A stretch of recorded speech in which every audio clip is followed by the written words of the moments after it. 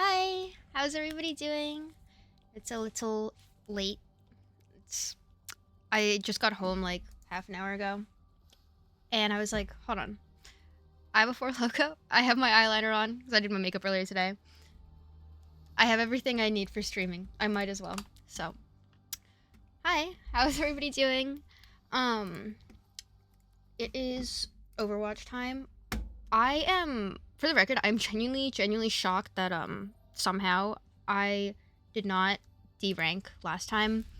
I can only assume it was because Celiana was with me, which, hi, um, we're, she's playing with me again, so, um, Dream Team is back. But yeah, somehow we're still plat 5. I don't know how. I'm not gonna complain about it though, I'm really happy, so, um, I will take and enjoy every single second that I can out of gold, so, um, anyway. I'm like trying to make a promise to myself. I will not get obnoxiously drunk. I will be normal. I will not be normal. But I won't be, I won't be bad. Uh. Uh. Anyway. How's everybody's day? My little sisters had, one of their performances for the school play today, so I got to go see them, which was really cool. It was like middle school. I'm not a theater person at all. Although I wanted to be at times in my life. But I don't know a lot about it. I know they did like Newsies. It was like Newsies Junior or something like that. I don't know. It was good. They did well. I'm proud of them. I'm proud big sister. I clapped a lot until my hands hurt.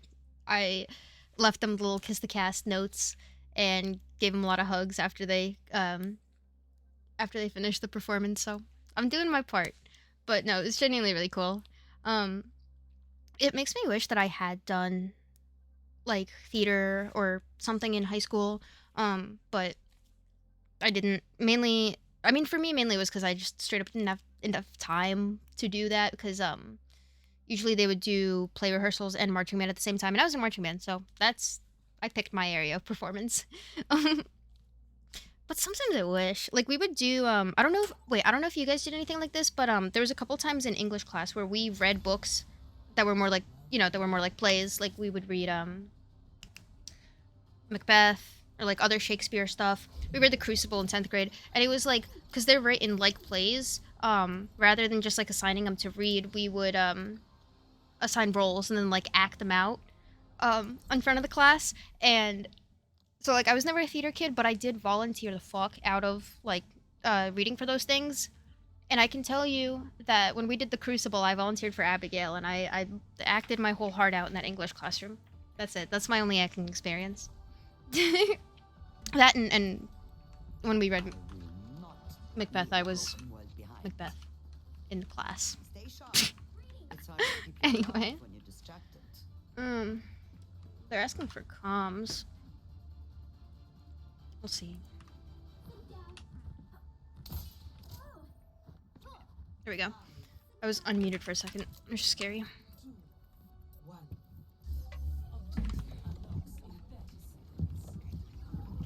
Is it?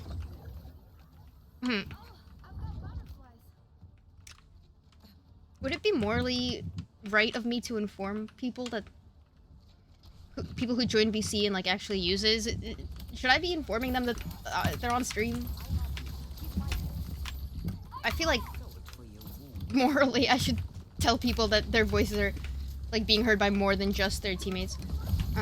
But not sure. Anyway. Wow, this traitor. 45. I'm gonna die here. Yeah. You would tell them? That's, yeah. It feels so awkward. I'm like preemptively embarrassed now. Because they're gonna be like, alright, who the fuck are you? Back. Oh, I wanted to give a really quick heads up, just because if you're in VC, I am streaming. So, not that, like, I just want you to know that, like, other people are gonna hear your voice, that's all. Sure. I'm a very peaceful person, so no worries. Alright. I just didn't want anyone to, like, start talking and then, like not, you know, I feel bad. I don't want people to like not know that other people are hearing them. Ah, I got in trouble for that. Fine.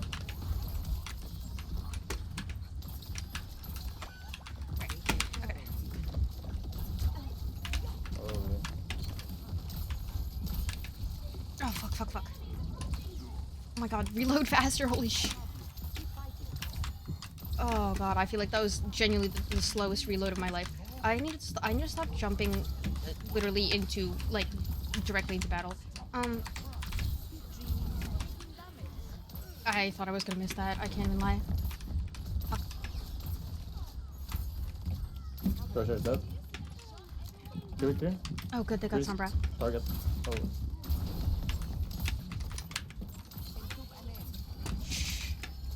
Oh, that would've been a really nice nade to hit. I think we're doing well. Yeah, it's like, it's not something I really think about all that often. I feel like, I mean, outside of Overwatch, all I really do stream is, single player stuff, but I do feel a little bit, like, obligated. But it's like a whole balance of, like, Oh, yeah. Oh my god. then you have to, like, That's tell good. them you're streaming, and, like, sometimes that's embarrassing, you know? Because I don't want it to come off, like, self-promo. No, monkey. Because, you know, I hate... Go back, I go back. can't. I'm not even the one that leaves my promo links in chat. You know, it's other people doing it for me. Oh, yeah. Oh my god. With this? Holy! If I could have. Oh my god. Use I was heals. just trying to get that nade off got before I heals, died. so- All right. Surrender to my will.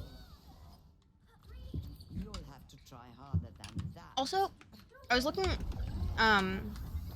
up perks again today because I realized that I don't actually know like anybody's except Anna's and Babs. And I learned that they have different like Level? charges or like XP values, kind of like ults. Anna's is pretty high compared to everybody, which makes sense. But Babs is also really high, and I thought that was weird. Babs is like almost, it's either almost as or higher than Anna's. Oh, there's one. Nice. And I thought that was so weird because, like, Anna's perks are, like, one. pretty universally, at this point, agreed to be, like, fucking crazy broken. Babs are... I have not seen, like, genuinely a single comment, talking about... No, that's a lie. I saw one. I saw, like, one single comment talking about Babs perks. No, pull back, monkey. And I've been like actively like looking for like Reddit posts and like discussion about it. No one talks about Babs perks, and it's frustrating to me because I wanted to look it up and see which one's better, Oh, especially if my there's bad. major I ones because I don't know. Went for the back, but the back was hacked. And yet no one. Hold on. Just push half you can. Or half you do. I'm gonna save me out from my ult. Hold your mic, bro. Okay.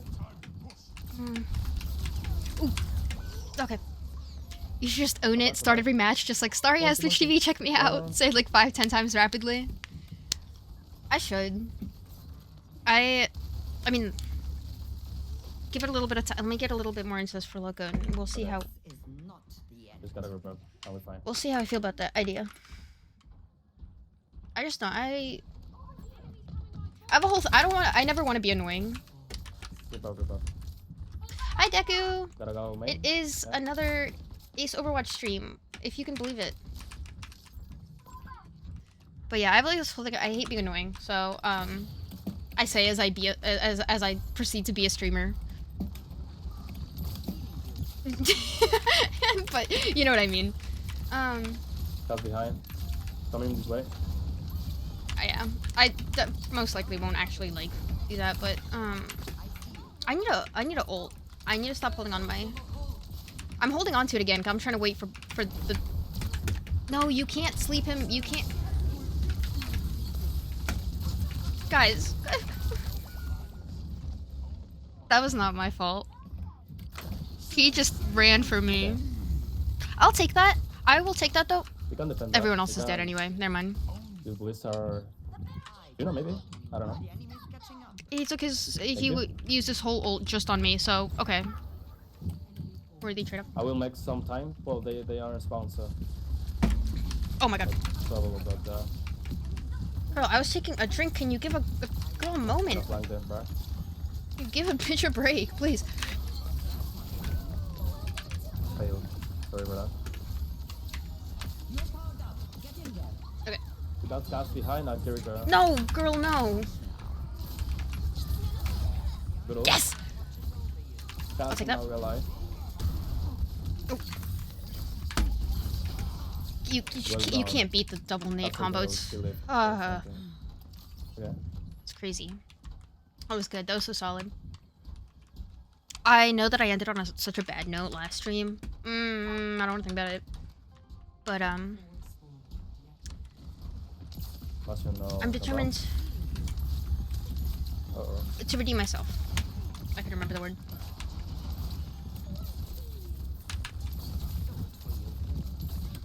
Mog is low. Mog is low. Nice. Heal, heal, heal, heal. You have to heal. You have to heal Good, this. good wall, like the block on ice. That's good. I feel bad. I'm not like I'm only half listening Push him, payload. what the guy's saying. Push him, payload. Careful, Deva. Careful, someone. Oh shit! Thank you for resubbing, Deku. Tunisia. Thank you. Keep up your streams. I'm so glad I got to meet, play, and collab with you. I wouldn't want it any other way. That is really sweet. Are you trying to make me cry? Cause I feel like you might, but no, that is really sweet. I really appreciate it. I'm really glad for all of this, all of the above. Also, sorry. I hope that doesn't come off as dismissive. I'm just trying to run through everything here. No, but thank you. Also, since this is like a somewhat appropriate moment to mention it. No time. I don't know if I know it says I have drops enabled. I'm not sure if it tells you guys this because I only found it when I was looking at the like streamers like drops page rather than like the Blizzard one.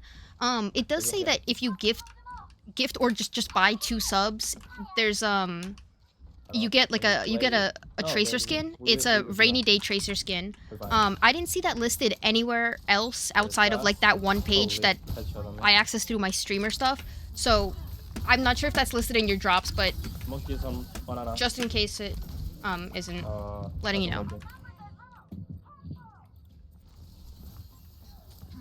All the other drops are obviously like as normal. It's just like per hours of watching. That's the only one that's like not listed in the usual list. And that's the one you get from gifting / buying 2 subs. Alright, that's my spiel. Oh, Hi, Amethyst. How are you? Come back. We can fight. Oh, we got drills. No, I'm not trying to make you cry. I did that with a card door tag over. That's true. That's so true. Oh, Passion is one nice.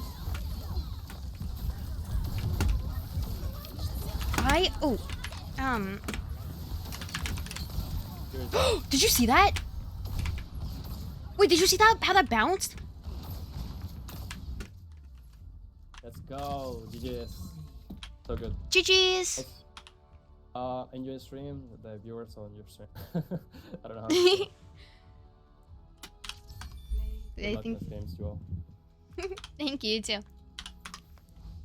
I'll lay down and leave a lurk. Thank you. Oh my god. Fucking so all over the place. Look at that though. Still mid plat 5. I lost. I played and subsequently lost. Subsequently lost one game yesterday. But outside of that, this is like basically where we left off last stream, which is crazy. Also, Celiana, please don't let me like forget about you this time. For the public record, I literally messaged Celiana the day after, and I was like, I'm so sorry for all the times that I kept rambling and not queuing us up. Because this like would happen for extended periods of time. I feel so bad. Because we were just sitting around waiting for me to stop yapping and remember that I'm still queued with someone. So I'm gonna be normal today. about that. It gives me time to listen to music, so all good. That's fair. That actually makes me feel better. Because it's like, okay. I get that. I would also also be appreciative, so. Alright. I think I claimed all my loot boxes for this week. So we can't have any fun gambling moments on stream today. I think. That's like the only ones that you get? There's like some in the battle pass. Oh.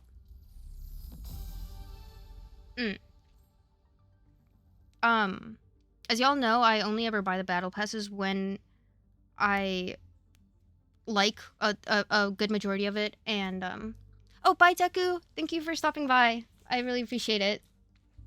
I only buy battle passes when I have enough of the free coins like saved up, just from playing and shit, and when I like a good majority of it. I've not been playing like that as much Overwatch like recently. I haven't finished a very good percentage of like the last battle passes. But I have over 2,000 coins, and I really, really, really want that Kiriko skin. So, if there's 44 days left in the season,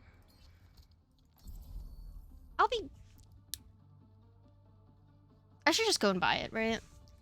I'm just scared that like I'm gonna buy it and then like immediately my brain is gonna be like, all right, no, sorry, I'm bored of Overwatch right now, and then I'm just like not gonna play the rest of the season, because that does very much happen sometimes.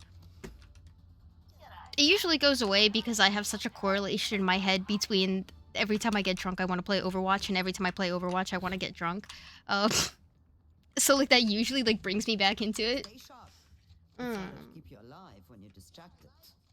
I think I'm gonna buy the battle pass. Plus you get the loot box, you get like the gold loot boxes in it now. So that's like a whole nother incentive.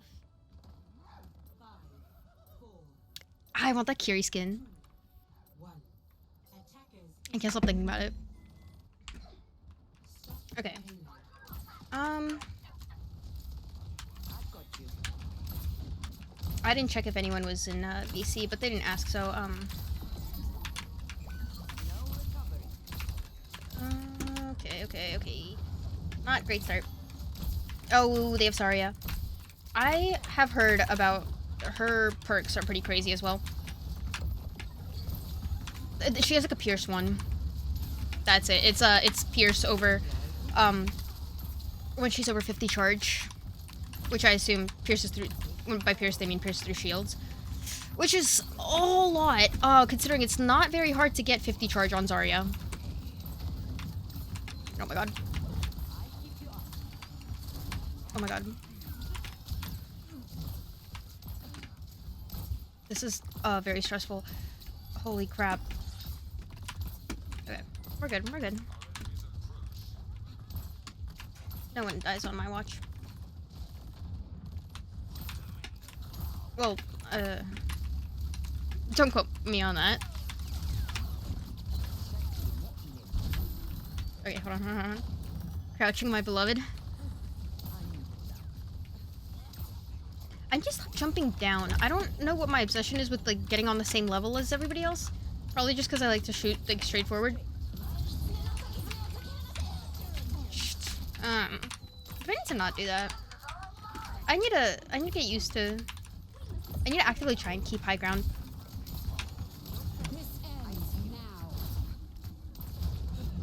That was like something I had to. I would get really annoyed. Oh no. Bad. Hold on.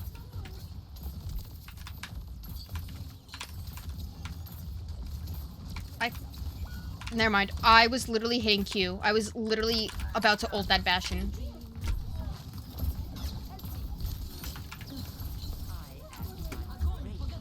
Did you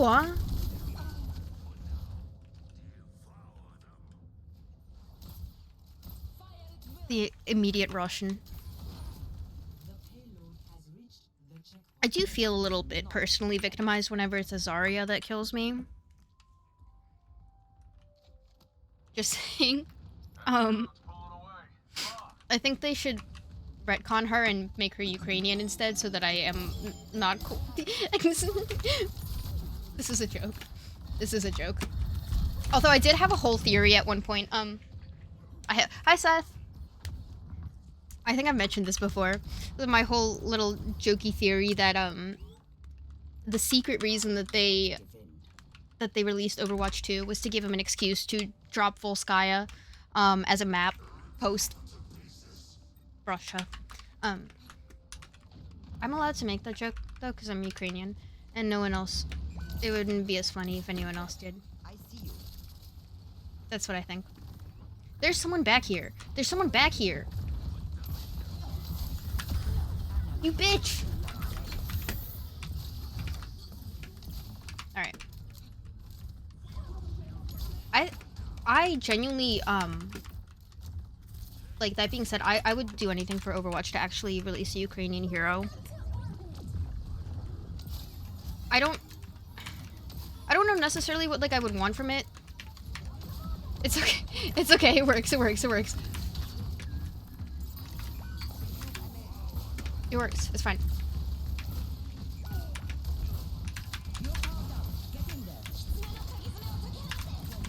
It's fine.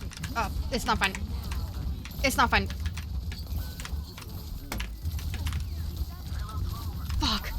Oh, between the bubble cleanse and the... I don't... I still have some fight in me. Oh, okay. That's how I check. I really should be checking perks, shouldn't I? I was gonna say, like, I don't know any of the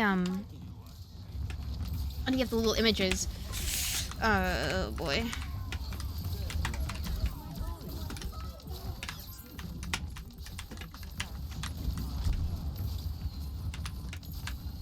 Okay, okay.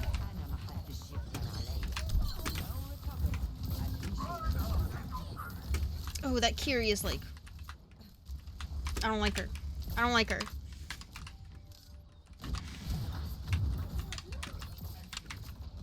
I'm trying my best.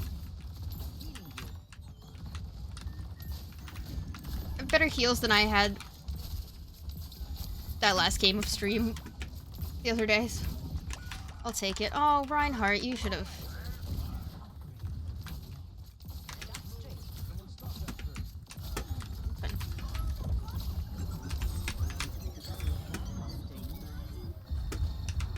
Holy shit. Holy shit.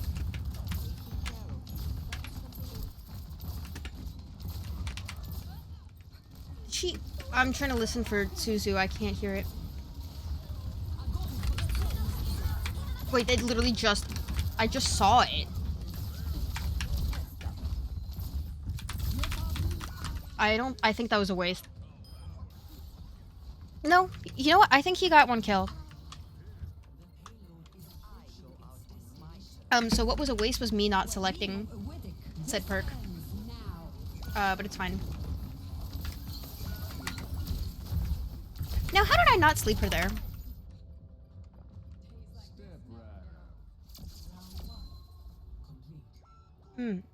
Okay.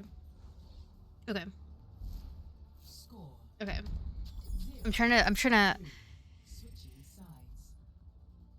Yeah. Passion feeding his robo brains out.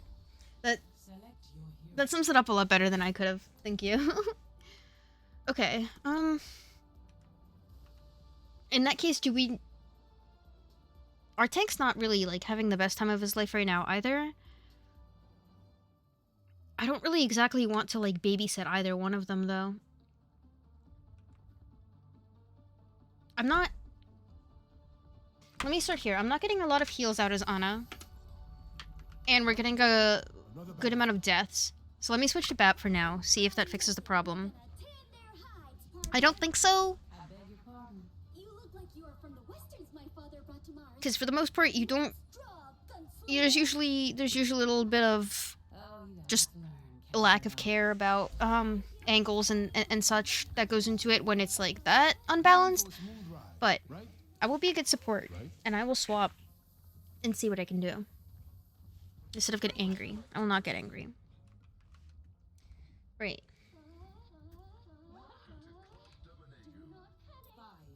Okay. I just realized the one of the enemy sports names, and I'm giggling about it right now, actually. I think the worst part of that sentence was me telling you guys that I'm giggling and not actually doing that. You can't just state that. I have a bad habit of like doing that over text, because like I usually do like find something funny, so I'll say like I'm giggling about it. That's not supposed to transfer into like everyday speech. Jesus. Yo, is that a widow?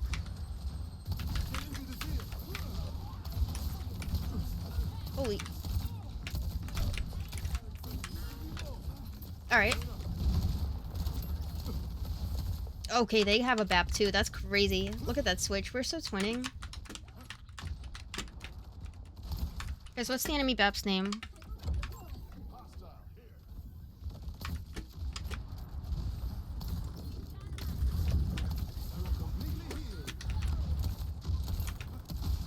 Oh god. I need to stop playing like fast and loose whenever there's like enemy snipers on the team. For some reason I have this like bad habit sometimes of just like kind of standing there and like aiming at them and like leisurely waiting to try and hit a shot. Like, no girl, no. So what happens is they shoot you dead when you do that. A little known fact. Celiana! Now I need to be healer. I need to play healer.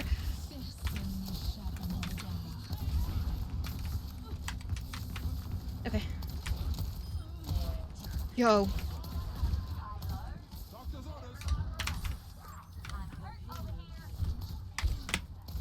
Okay.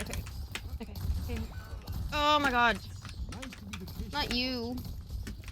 I can't let it's a stupid fucking name. Oh gosh. Okay.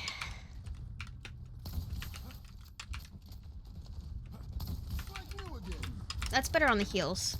Junker Queen seems to be a good pick. Again, I mean, you guys know I don't know a lot strictly about like the best tank matchups. I'm hiding from that. Oh hell no. I don't have ult. Wait, does it coincide with ult charge by any chance? At least slightly? Oh my god, you're right there. Holy, that's Zarya.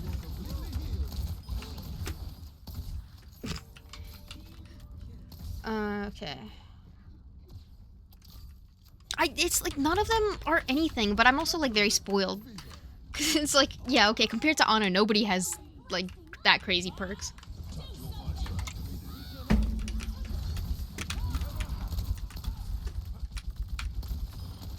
I was gonna ult for that, Loki. Are you? Oh my god.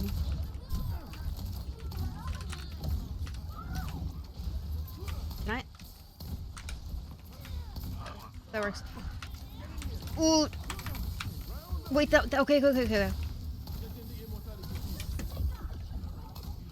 That was really, really close. I thought that bounce was gonna really fuck it up. Hi, Toby! I have not seen you in a while. How are you?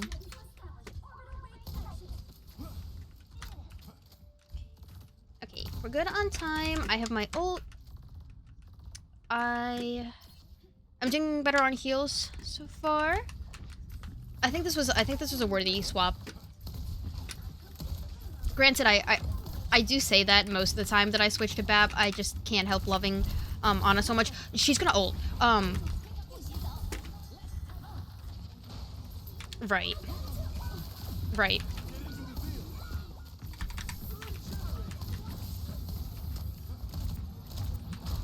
Oh my god. Yeah, I die here. Bye, guys. It was nice knowing you. Okay. I thought it was Zarya. I thought Zarya was gonna ult. Okay, they switched back to Kiri. Oh, Mikayle's on.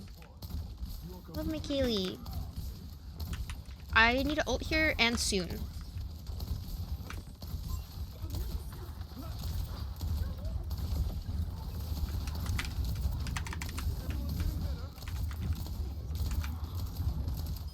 Okay. Okay. One down.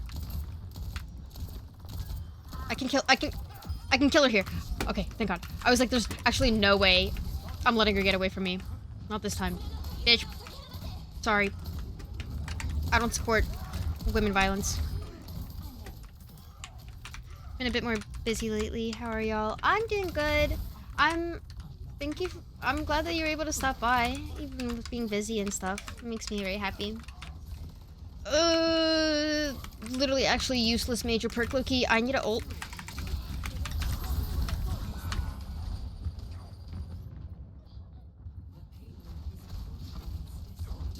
That was so fucking evil. Are you kidding me? I do need to run a lap. Oh god, oh my god. Let me, as soon as we're done. Are you fucking for real? I was like, oh, okay, I can run away. Nope, wall. It's okay, I can run to the wall. Nope, fucking Gravitron Surge. Crazy fucking combo. Oh my lord. Ace, you need to ult. Ace, you need to ult. Ace, you need to ult. You need to ult. You need to ult. This was such a bad ult. It was okay. I could have done that further up. 100 damage amplified. That's like nothing. Although, to be fair. Oh, okay. Understood. Let me run that lap.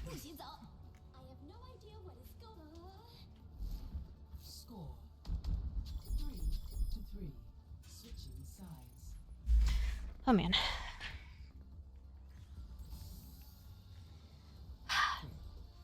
Alright. Well, I don't know what else I expected. I literally waited till the end of the round to ult. And that's with me sitting here and telling myself over and over and over that I need to ult earlier. So, again, I feel like I've said this word for word before. There's definitely some cognitive dissonance going on there.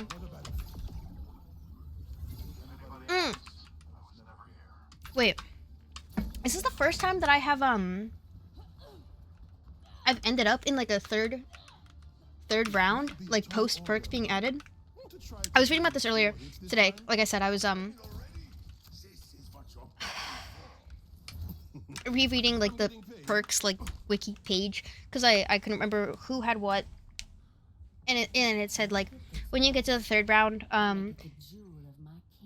everybody gets their perks reset, but they start at level 3, so you get to pick. And I don't think that I've had an opportunity to do that until literally just now. So that's actually really funny that doesn't happen until I write about it on the wiki. It's just funny timing as well. Okay.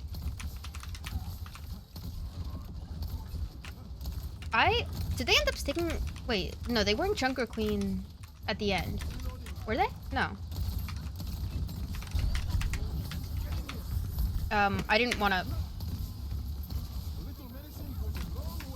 Okay. We need to keep Brian alive. Verbally.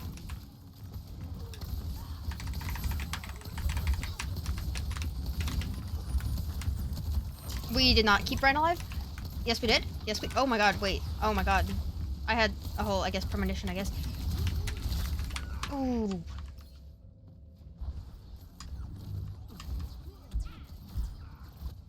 Okay. Okay. Okay.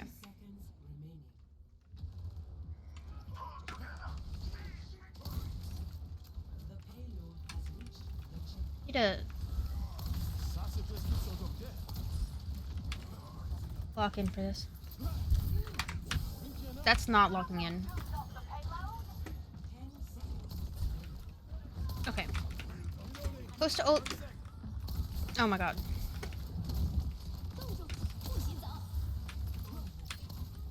Okay. Good.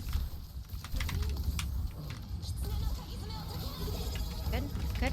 Hi, Pizza! Thank you for resubbing! Ah! Oh my god, I'm glad you made it home. I actually was like low-key nervous about how you would. I'm glad you made it home safe. And thank you for resubbing.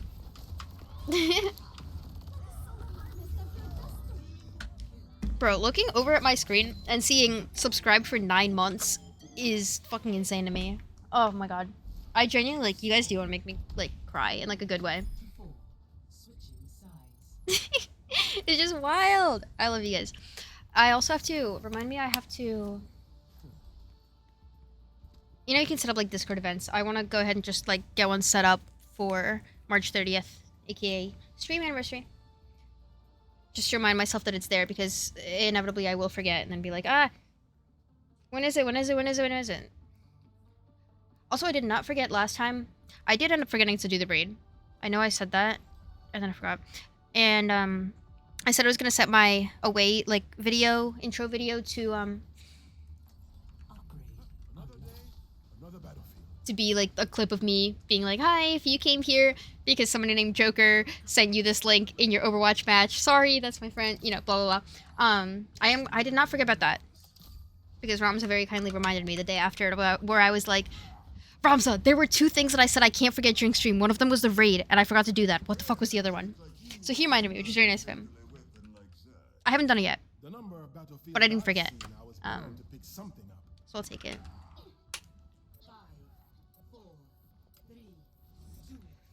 Okay. Very, very, very, very, very doable, I think. Switching to BAP was, most definitely the correct choice here. Although their Zarya is really rough. Credits on too.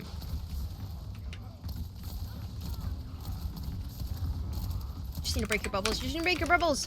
You just need to commit. No!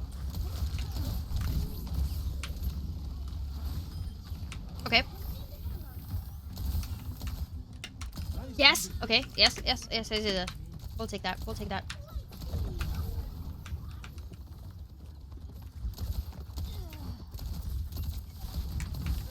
Okay.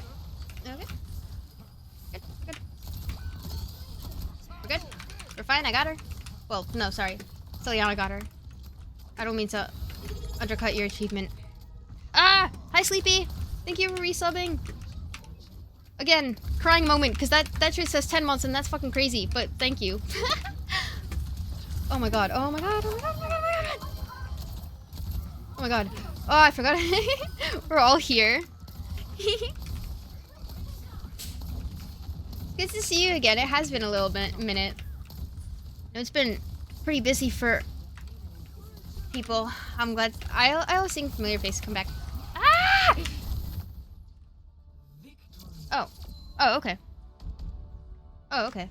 I'll take that. I didn't realize. I didn't realize we were there. Goddamn. No, same. I genuinely thought we stepped off. I thought that was like fucking C9 moment. This ends now. Calculate. But it was not us. Yeah, it's been a busy couple weeks / months / whatever the hell. I feel like winter, early spring tends to be that. Also just with, in general, with like everything going on, I feel like half the time I'm like, I'm not even busy, I'm just like busy overloading my brain with everything going on in the world and like no room for enjoyment aside from that. But that stuff aside, that was a hard-fought win. We did well. And for once, I put my ego aside and swapped off Ana, and guess what? Guess what happens when you stop picking the hero that like you know you're not the best. you would think that like at this point, I feel like I have to pull this up every time. You would think that at this point I would be better at Ana. And yet I do still think that the sole reason that I'm better at BAP is because I have this whole thing about like I love burst guns so fucking much. Have I told the story before of the one time that I got proposed to in Fortnite with a FAMAS? Did I ever talk about that? I can't remember. Anyway.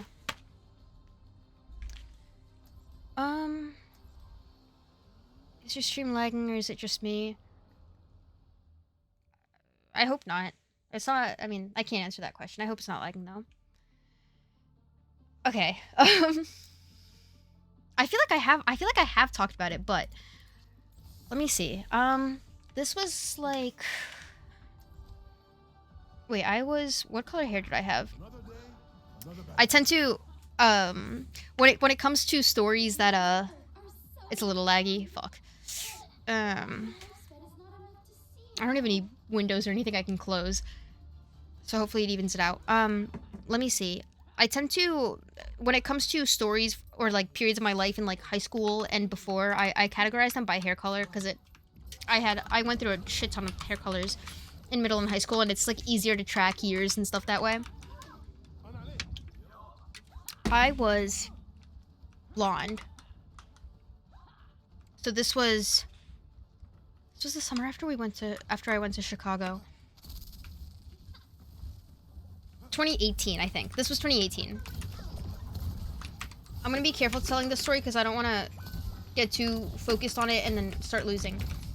So bear with me if I repeat things a couple times. Yeah, this was 2018 because this coincides with a couple things. AKA the first time I ever played Fortnite, which was the day of the Eagles parade. The first time they won, so 2018.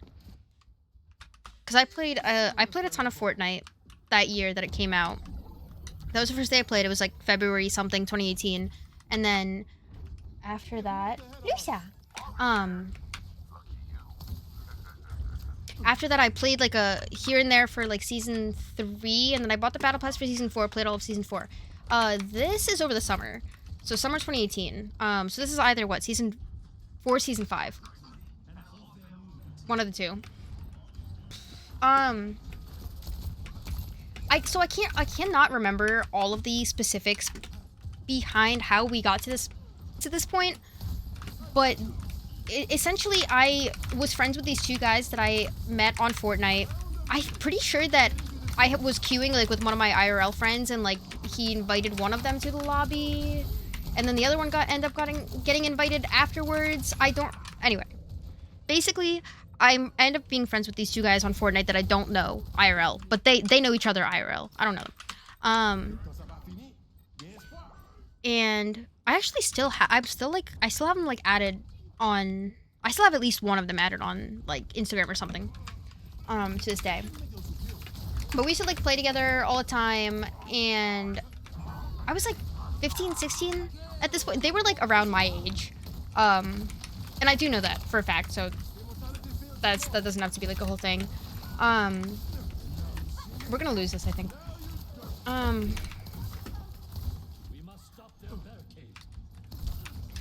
I can't even remember how we got to this point. I was just talking about like how much I love burst guns. It was every single time that I played Fortnite, I would talk about like, you know, we'd start around, I'd be like, I need a FAMAS. I want a FAMAS. Cause that was how like everyone called like a gold AR is a SCAR, and a gold burst gun is a FAMAS, right? That was the Fortnite whatever. And so like one time I was playing a game with both of them. Oh fuck.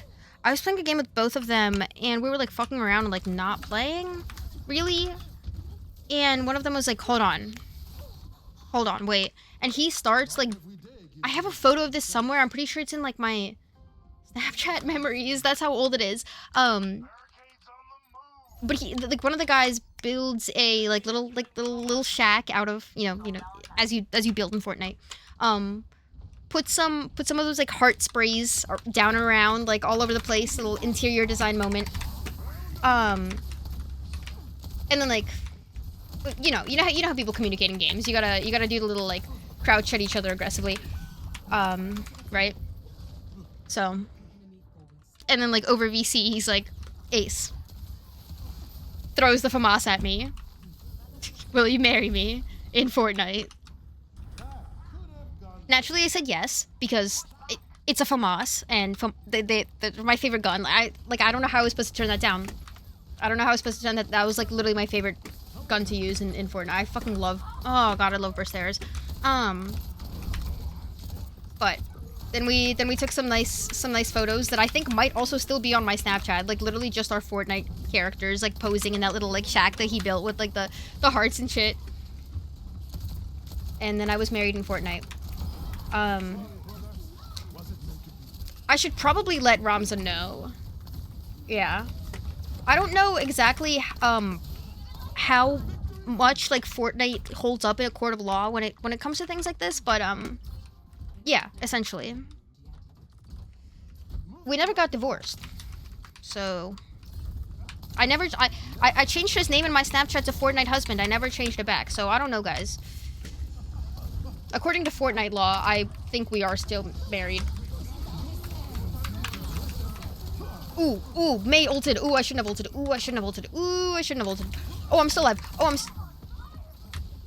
wait.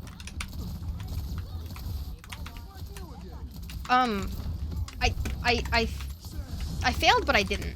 Okay. that was beautiful. Anyway, I will try to find picture evidence of that when I can. Just because I promise you that did actually happen. I am actually married in Fortnite. And I also want to find it because I think it'd be really funny. But give me a little bit. I'm not going to do it mid-game.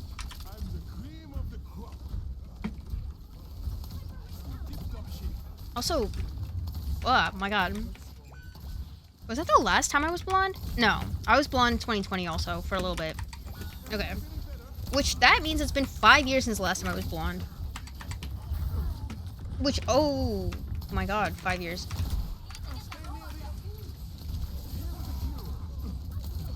That May?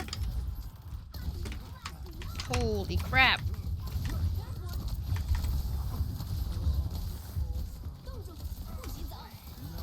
I'm gonna die? I don't know how to use his exo boots thing.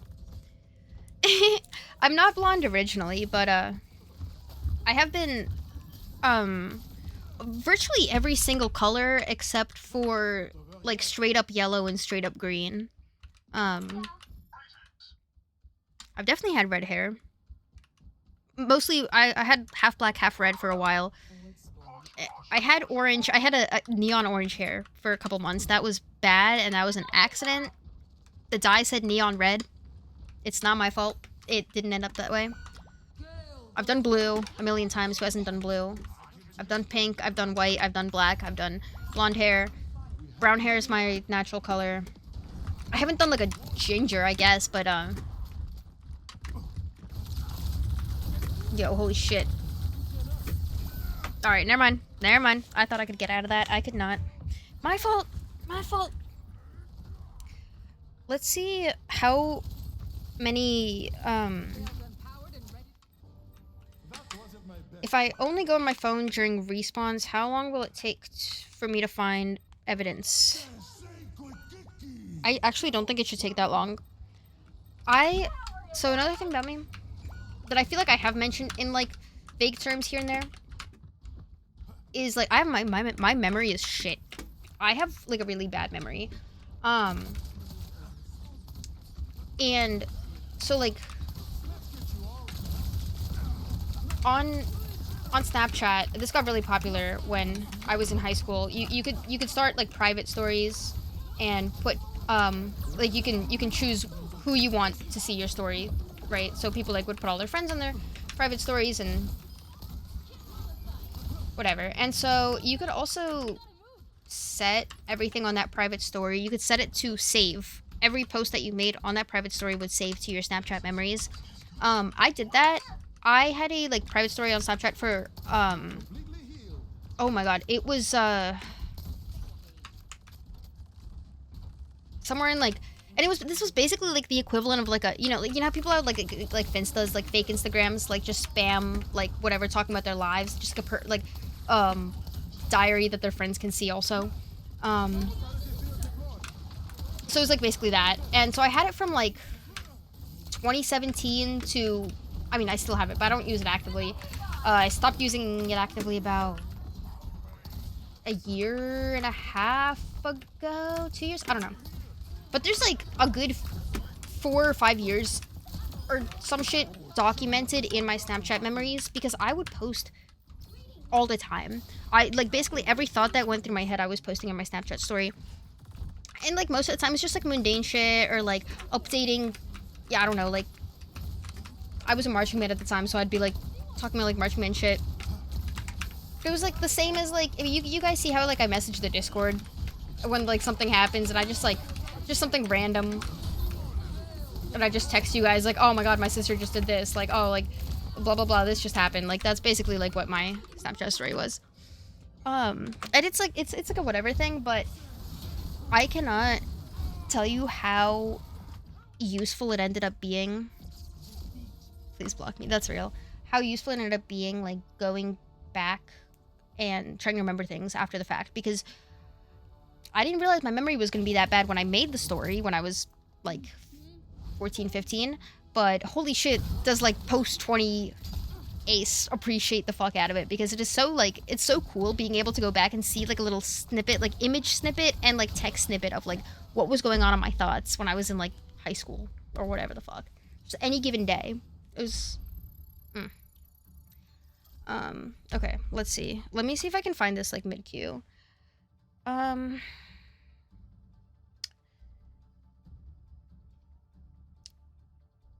don't know what I'm gonna do when I find the photo. I mean, I'll probably send it to the Discord and I hold my phone up and show you, but so it's either here or in my camera roll. It's also weird going back through this and be like, oh god, that's baby Ace. Oh, and the other thing, so like I said, I was friends with two guys that were friends with each other on Fortnite. Like one of them, we had the whole like Fortnite marriage thing, but the other one, I was like, we were like actually genuinely friends. Like I've talked to him more recently than the guy I married in Fortnite. But there was one time that same year where, and now I don't want to hear anything about it. I was like 15, 16. I don't want to hear anything about it. I just wanted friends to play Fortnite. And he was like my age, but he like for my birthday, you know how you could do like Amazon wishlist? He sent me a 2.5 pound bag of runts, which were like my favorite candy at the time. And then like 2 or 3 months later, right around like when school was starting back up, he sent me a whole case of Monster, like my favorite flavor. So that was a whole nother thing.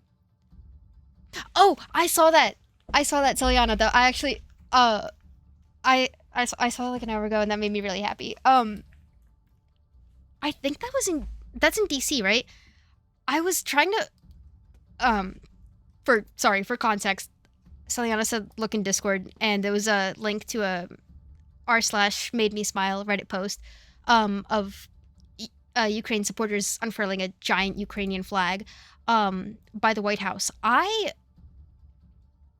Okay, I don't think it's the same one. I've gone to DC for Ukraine protests once or twice now, and I've been to like a few other Ukraine related things. My one of our family friends have a giant, like huge giant Ukrainian flag that is like signed by a bunch of people and stuff. And last year, 2024, when we went to the Ukraine rally in DC, the day it was the anniversary, so it was February 20. Oh my god, is it 24th or 20? I think it's 24th. They brought the flag, so I wasn't sure if it was the same one, because that would be really cool if I fucking looked at the top post on, because it's the top post on Reddit right now. Actually, that's how I saw it. I was looking at r/popular as the first one there. That'd be crazy if it was the flag that belongs to my parents' friends, but I don't think it's not.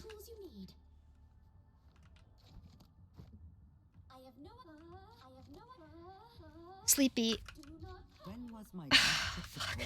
I don't want to freak out. Okay. Is it the... I assume it's... What, is it like... Just in general, like, don't... Political stuff on stream? Or is it a specific thing that you're referring to? Ooh. Okay, I'm calm though. I'm calm. I have to be careful, otherwise. Ooh, okay. Stand up straight. It's been a rough couple days.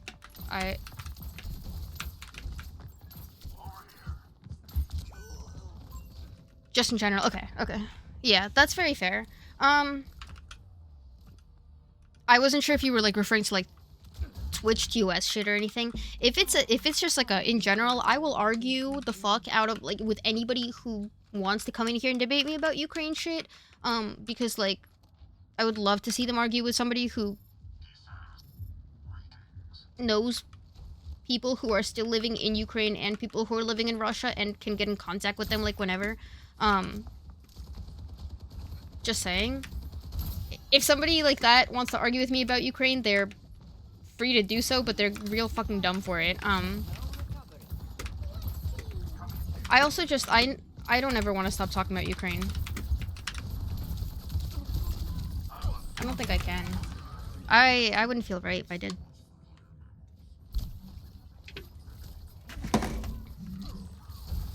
Yeah. They are being giant assholes. Go out on my terms. Not to have like a little downer moment. Sorry. After last stream, which was like 2 days ago, there was like a I'm gonna be calm. There's like a piece of media saying there's a chance that Trump is considering deporting Ukrainian refugees, like Ukrainian refugees post 2022 war. And I had a whole meltdown about it, sobbing on the floor, crying my eyes out because I was genuinely thought there's a chance that my grandparents might get deported. So, that being said, it's something I know a lot about, and it's something that I know a lot about way better than a lot of people here. And I have, as far as like things go in terms of people who know me, regardless of their views, do tend to, at the very least, like show a little bit of like respect to me in this manner when it comes to this topic. Maybe I just happen to know good people or something. I know it's very different when it's like someone random on the internet versus someone you know personally. But at the end of the day, I am Ukrainian and I am Russian and I have family in both countries and I still know people personally in both countries. Nice. Thank you, Brian. One of my best friends when I was little, who lives in Russia, got arrested for protesting against the war in 2022 when it started. My grandparents were in Ukraine when it started. They're here now. They're safe for now. We'll see. Fingers crossed. I'll fight like hell. I still have family in Ukraine. No, I still have people. I still have people, acquaintances, friends in Ukraine. Mostly through my mom. She has all her old classmates and everything. We're friends with my mom is still classmates and best friends with her with the mayor of the town that she grew up in Ukraine, who's still there. Still there, by the way.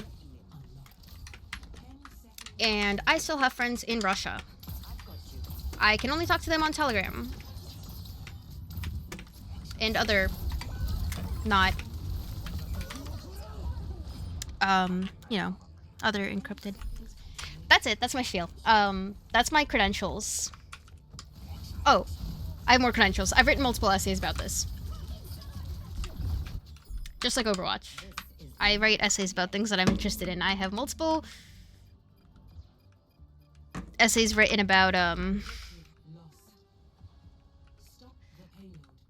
Russian propaganda and how it's been used for over a decade to change public sentiment in Russia against Ukrainians, and changing the narrative from Ukrainians are like our brothers, sisters, into more of a Ukrainians are our enemies kind of sentiment. That is well documented. And I wrote a whole essay about it. So, anyway, yeah. Point being said, whatever. That being said, I would love a motherfucker to come try me. Because I don't like debating about most things.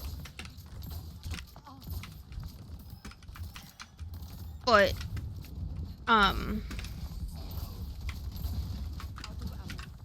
if some Trump supporter wants to start talking to me about how Putin's not that bad, and I'm someone who can't ever go back to the country they grew up in because of Putin, I'm gonna fucking argue. I'm gonna argue a little bit, and I'm gonna know what the fuck I'm talking about.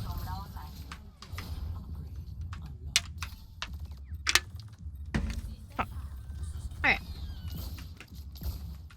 That was my crashing out for the stream, so I will I'm gonna try to keep it together. But I don't know, just keep yourselves informed. Not to politically ramble while I'm literally playing Overwatch, but actually fuck that. I can politically ramble all I want. That's my country. Sorry. I feel bad because I don't want this to be like a politics stream or ever. I don't. People get tired of it, and that's fair. I don't want to hear about it all the time either. God forbid. The past like 3 weeks have been pure hell of like reading way too many news articles. But I don't want to necessarily bring that shit into my streams if I don't have to. Anyway, putting this aside, I wonder if our Widow... Also, I haven't been doing great. So, I'm gonna switch to BAP, and I'm sorry, Celiana. Putting that aside, do you think our Widow's name is Hachi because that's 8 in Japanese, or because that's Vocaloid producer name?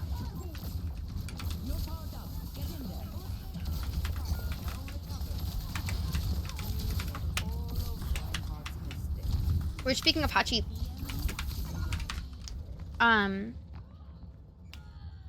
Did you know that Kenji Yonezu, the guy who made Kickback, like the Chainsaw Man opening, like the whatever, that is the same Kenji Yonezu who is Hachi, the Vocaloid producer who made Dune, Matryoshka, Donut Hole, some other shit. Hachi's made a lot.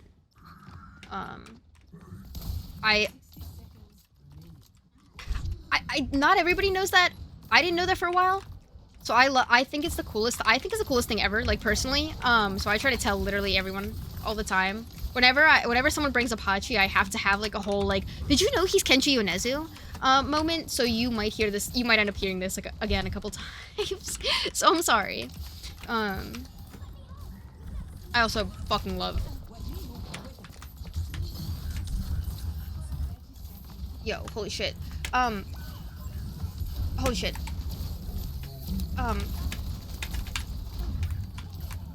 Holy shit. Holy shit.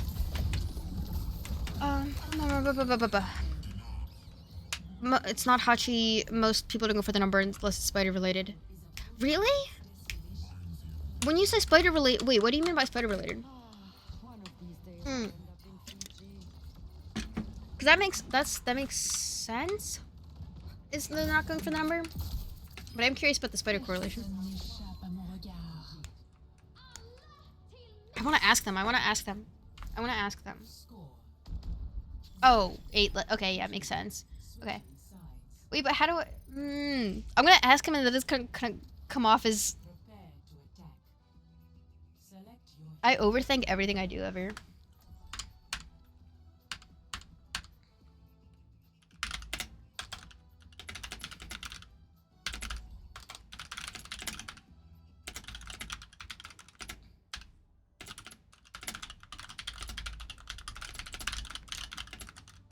Here we go.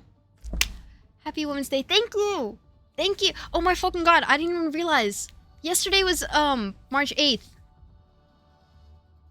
I don't think that's a Wait, Celiana, what are you saying? I love that Ball was sitting on point. Our tank slash DPS were just standing around with their dicks in their hands, and they can't point because of it. That's so real. I'm gonna be honest. I was not paying attention to this match, but I will be paying attention now.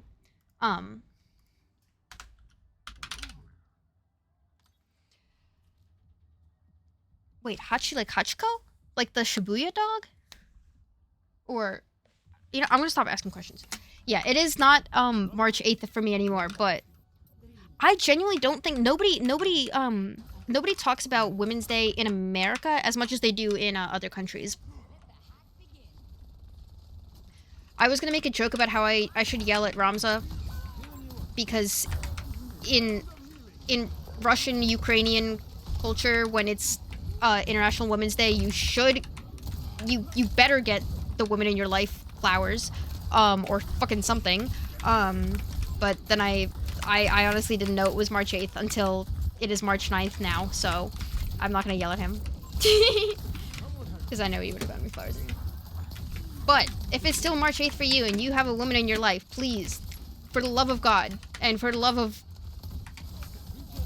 like, me and my mom, get her some flowers. She deserves it. And if you're a day late, you should do it anyway. There's nothing wrong with getting people flowers. I mean, it's over, but figured I'd say it's a friend still. Thank you.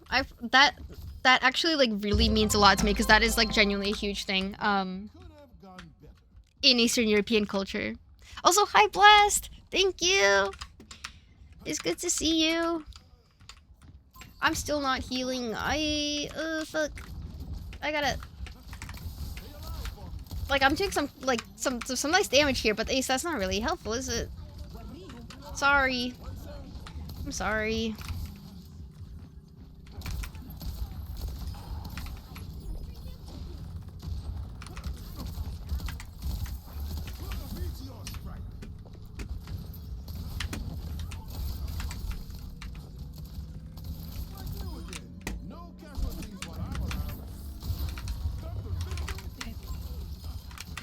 Okay. I always get my girl boba tea, and we went to the anime store. It's like 3 doors down from the boba place we always go to. That is so fucking sweet. Oh my god. Oh, I haven't had boba in so long, actually. I found out today we had a men's day too, apparently.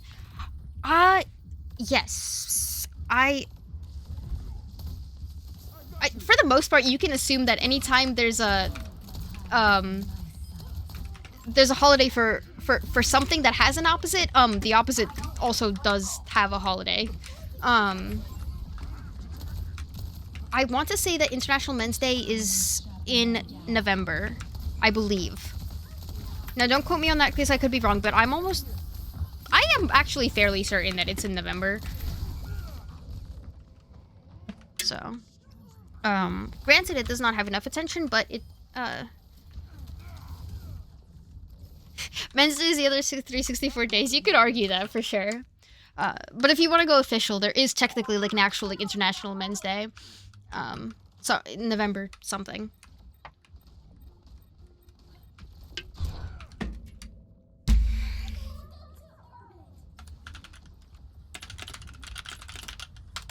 Hold on.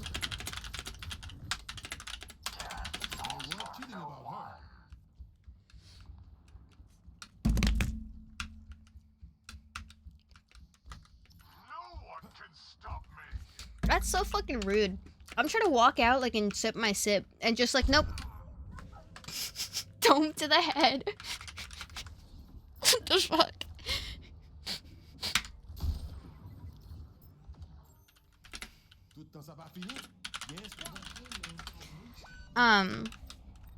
Like, I'm a dude and I cannot justify Dude's Day. I can justify it! Because I definitely have some guys in my life I can appreciate. But, I mean, in general, I think it's... You have to be careful. You have to be careful because I don't really, like, want to have, like, a whole political moment, but I will have a... Do you know what I mean? I could talk a lot about this, and I don't know if that's like what we want to do. I think that like international days of like appreciation of things are like inherently good. I think that things like International Men's Day and stuff like that, aka things that represent the group, the majority group, those days tend to be underlooked and ignored because it better serves the agenda of people who are against the opposite. So I don't think that made sense. So in the sense that like International Women's Day is a thing, International Men's Day is a thing, right? International Men's Day is almost never brought up. It is not. I never see people like posting about like the men in their lives on International Men's Day. I don't see people in general acknowledging that an International Men's Day exists unless it's on International Women's Day, where I see people sit there and go, we have an International Women's Day, where's the Men's Day? That is the only time that I ever see it mentioned. And so this tends to be like a very, very reoccurring subject that comes up in any sort of like appreciation day / month / whatever, for a group that is, you know, where you have like a majority and a minority group. You know, people are going to ignore the day or month or whatever that is meant for the majority one, and on the day of the minorities appreciation day, they're going to be like, where is the appreciation for the majority? Right? So it's like you don't ever hear about people saying straight pride until it's June. You don't hear people saying where is Men's Day until it's March 8th, etc., etc. You don't see people saying where's White History Month until it's February. I don't think White History Month exists. There's definitely an International Men's Day. There's definitely stuff for, like, all, you know, all that shit exists. But the thing is, people don't care until it's convenient for them, which is like a whole thing.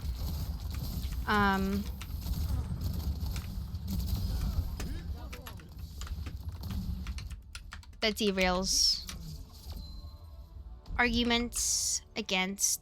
There is a men's mental health month, yes, and there's so like pretty much every single month has a theme, if not multiple. Most days have a theme, if not multiple. Anything you can think of that you want appreciation for, you can find it. Now whether other people recognize that on a large scale is like a whole separate question, but I think what people tend to forget, at least the sort of people that are complaining on March 8th, why is there no Men's Day? Those sort of people are like, you know, when you tell them that like, hey, we do have a Men's Day, it's in November or so. Let me just look that up actually really quick, because I hate not knowing things for sure. Okay, yeah, November 19th. November 19th is International Men's Day, right? And so the people that like bring that up, they only care because they see International Women's Day as an attack on them. They see the existence of a day that is meant to celebrate specifically those who aren't them. They don't see it as a reason to celebrate. They see it as a reason to go, why isn't this about me? Because they don't view the other. They don't realize that, you know. I don't know. It's like they see things as. I don't mean to generalize. There are some people who see things as a zero-sum game, that one person's happiness means that it's taking away from somebody else's, right? You know how you know how like chess elo works and like just zero sum in general, like it's like elo in general is like when you gain SR, it means somebody lost SR. So in general, zero sum is like when somebody gains something, it means somebody else had to have lost something. There's no existence in which somebody else like gains something and you know somebody gaining something means that somebody else gains something as well. Like the people like those kinds of people who have like that zero sum mindset assume not in the Elder Scrolls way, because I keep saying zero sum and then I keep thinking about trimming. This is not Morrowind related, Ace. Cool it. No. When people refer to zero sum or elo stuff, they refer to if one thing is positive, the other thing must be negative. If I'm happy, someone else must have been unhappy. Like there cannot be a net positive effect. So, to those kinds of people, that's why this happens. They see International Women's Day not as a boon.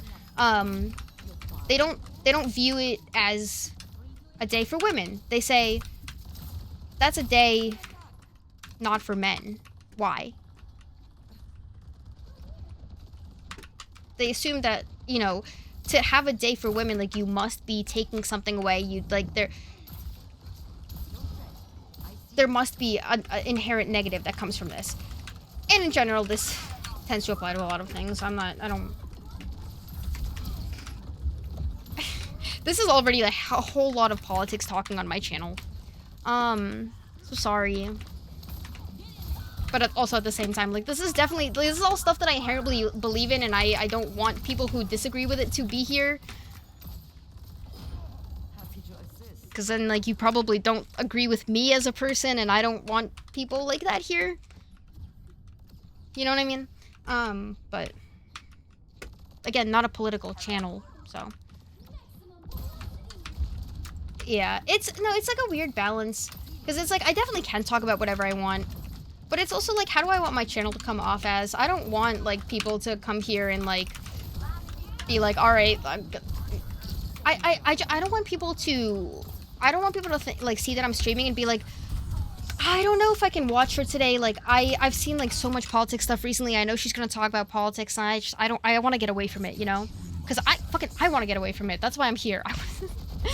Granted, there's definitely like stuff. There's definitely topics that like I will talk about. I will always talk about, no matter how much of a politics, like sick of politics mood that I'm in. I'm always gonna talk about Ukraine. Always. If you guys have any questions, you can always ask me about that. And if I don't know the answer inherently off the top of my head, I'll go get my mom. Or I'll get my grandma, who lived 60 plus years in Ukraine up until 2022. I'll go get her. She's upstairs. Shit like that. You know? But it is just like a personal... I don't personally want to be like a channel that talks about politics a lot, because it's draining and it's tiring and it makes me want to bawl my eyes out all the time. And I'm glad that there's some people that have the motivation to debate that and do that all the time. I have so much respect for them. I don't have the mental capacity to deal with that. Especially not after, like, personal aspects of my life, like, started getting involved in it.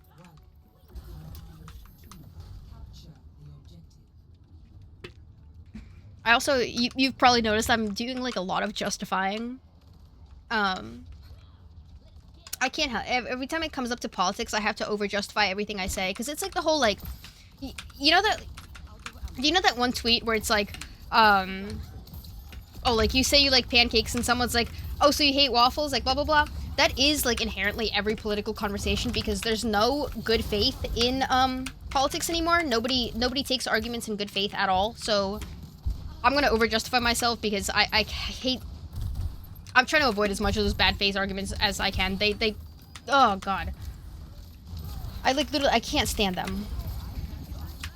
Obviously, that's the whole point. That's the whole point that they do it, but let me just, like, get all the stupid shit out of the way. Because then they'll, like, come up to you and throw the dumbest rebuttals that you've ever heard in your life. And they'll sit there and be like, that's a gotcha, that's a gotcha.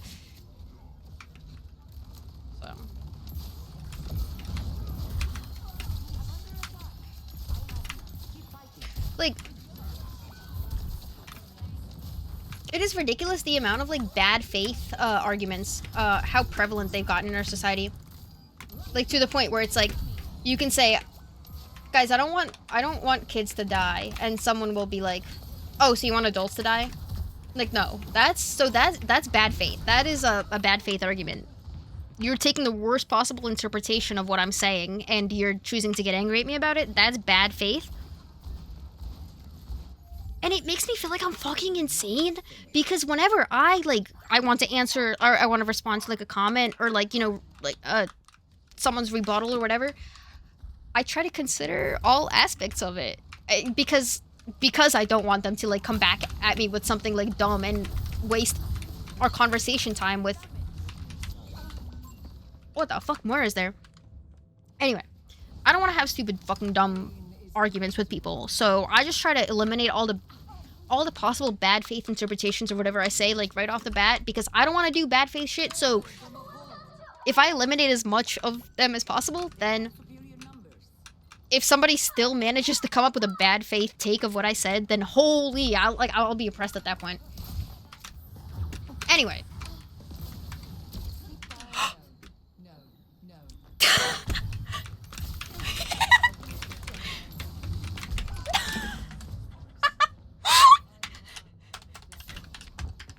Okay, hold on.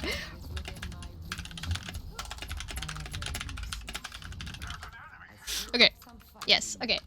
That was it's really fucking funny. I'm glad that you guys are understanding what I'm talking about, though. Which I should bring this up. Since I'm on the whole topic already, we're already in political conversations. Please be careful of all comments that you read online. Naturally, but actually, hold on.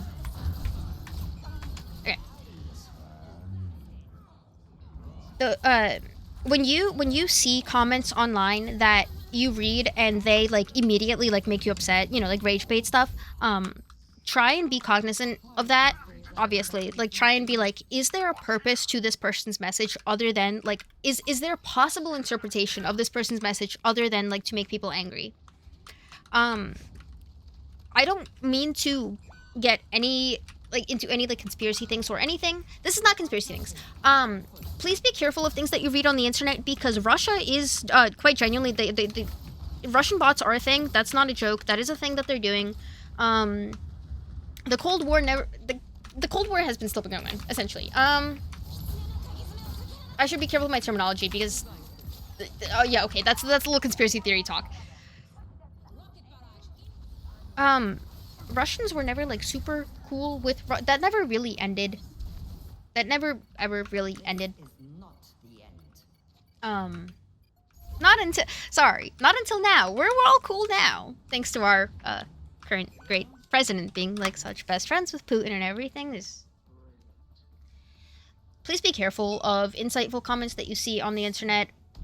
Please don't use up all of your energy arguing against trolls on the internet. Please, when you see a comment that like makes you want to immediately type out a "what the fuck is wrong with you, you should kill yourself" response, stop and think, is that a real person? Like a genuine person, or is it somebody sitting in Russia typing out stuff that is solely meant to divide and split our country apart? Because since 2016, at the very least, Russia's been running a campaign in America to polarize people even more. That's the whole reason. I know that I'm not the only one who noticed this. I was 14 in 2016. That was the first major election that I have genuine recollection of, other than like when I was in first grade and they made us do like a mock vote for Obama versus McCain just for fun in my first grade class. 2016, I was at marching band practice the day of the election. I remember our band director calling us for a water break and running off the field and checking my phone to see the current update on election stuff. So ever since then, I know I'm not the only one who noticed this. People have gotten like way more divided, people way more extreme, way more fucked up. This is not inherently due to the American population being divided by Trump. It's not all maggots, it's not all Republican people. It actually, the majority of it is not. I hope. That does make me like feel a little saner. It might be a little bit coping. I don't know. A good chunk of them, at the very least, I won't say majority or minority, a good chunk of people writing those insightful comments you see online that like make you want to tear your brains out because how could anyone possibly be that stupid? They're Russian bots and it's done on purpose. Trust me, please. Russia has always played dirty. Russia will always play dirty as long as, at the very least, as long as Putin is their leader.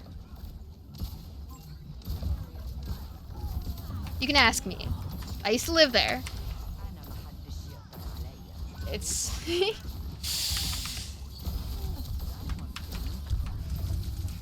I can tell you for a fact. Hi, Lucia. I can tell you for a fact that, when I was little, I had two best friends. When I was in Russia, when I was 2 years old living in Russia, I had two best friends. One of them was 8 months older than me. One of them was 8 months younger than me. I'm still friends with both of them. We are still friends on Instagram and Facebook and Telegram. Mainly.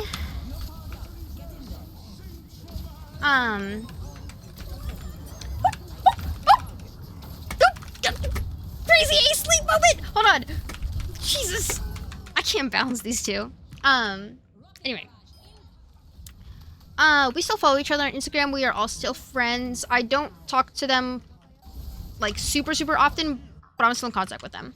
2022, the older one, the one who's 8 months older than me, she got arrested for protesting against the Ukrainian war because she lives in Russia.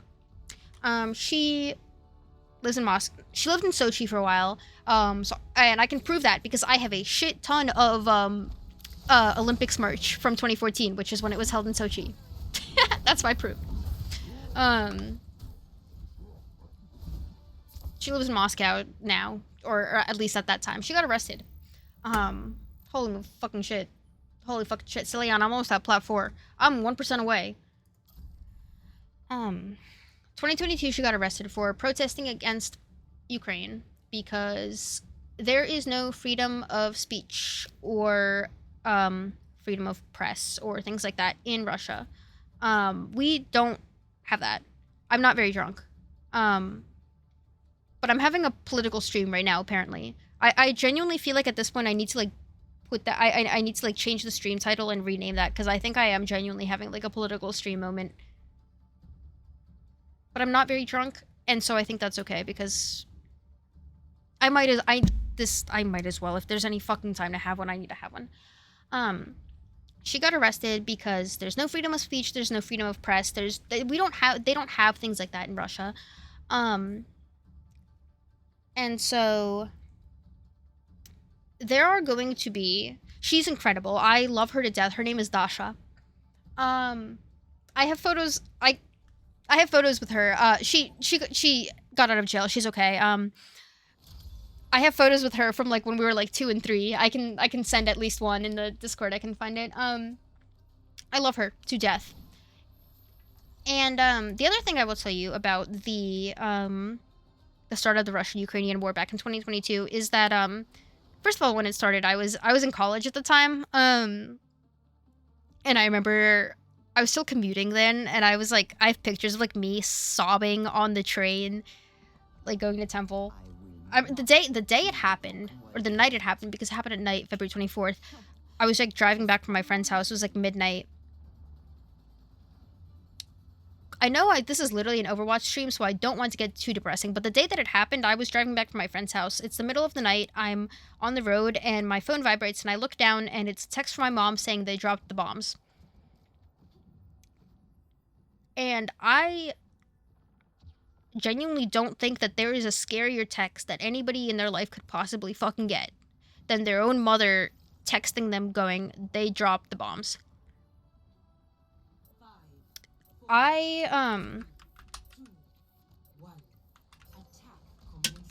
So I somehow went to school the next day. I cried the whole way because I wanted to. I wanted to go to DC so bad. My mom was in DC immediately the day after. I had to go to school. I had a midterm. I had a fucking midterm to do. Which was still, I don't know how I got through that. I somehow like got like a 95 on it, even though I spent the entire day crying my eyes out because I didn't know if my relatives, who at the time in Ukraine, that was my grandma, my biological grandma, my grandpa, and my aunt, and her son. So my cousin. That's 4 family members. One of them, literally, like, my fucking I don't know. I can't emphasize this anymore. You know what I mean? My direct family members. I didn't know if they were alive or dead. So I cried through that whole midterm. Still got an I-5, whatever. And then, you know, I was hearing my friend get arrested, like, all of this. After that, the first few months, when everyone was more or less, when the news more or less was actually focusing on Ukraine, my mom was in contact with a lot of her acquaintances, friends, etc. From Russia and Ukraine. My mom grew up in a small town in eastern Ukraine. That's where my grandparents were at the time. Now we're not. Now none of us are. Not sure if the town is either. But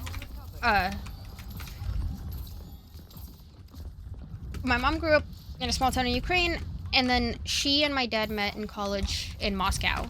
My dad is from Russia, from a small town in Russia. Slightly northern. Not super northern. It's a small village, not super far from, like, it's around Kiev. Not Kiev, sorry, Perm. Kiev is in Ukraine. We're not super close to that. But if you go from Moscow to where we live, if 10 years ago you took an available train from Moscow to the town that my family's from in Ukraine, you would go through Kiev. Ooh, I'm not gonna cry. I might. Anyway, point is, we have a my family has spent like over, hell, like 30, 40, 60, I don't know, all of our fucking lives ever in Russia and Ukraine. I know people in Russia and Ukraine. I know so many people. My mom knows every single person in that town. She was classmates with the mayor of that East Ukrainian town that we're from. She's still in contact with him regularly. She has a whole group chat with her old classmates. Some of them, which, by the way, did leave to Russia after graduation. Not everybody kept the same views.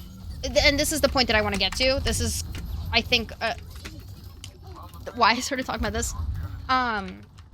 The first few months after the war,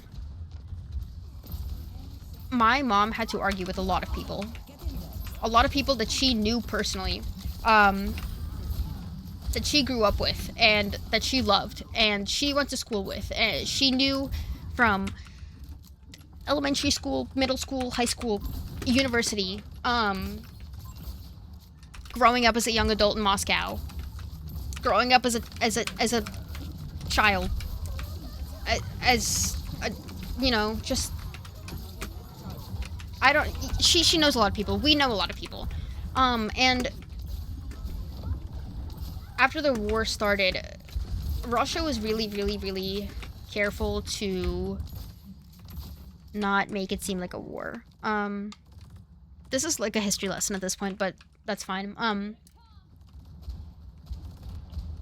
sorry to everyone who knows this already and is just like dealing with a repeat, or sorry to everybody who like just straight up doesn't want to hear about this. You get Overwatch history lessons today.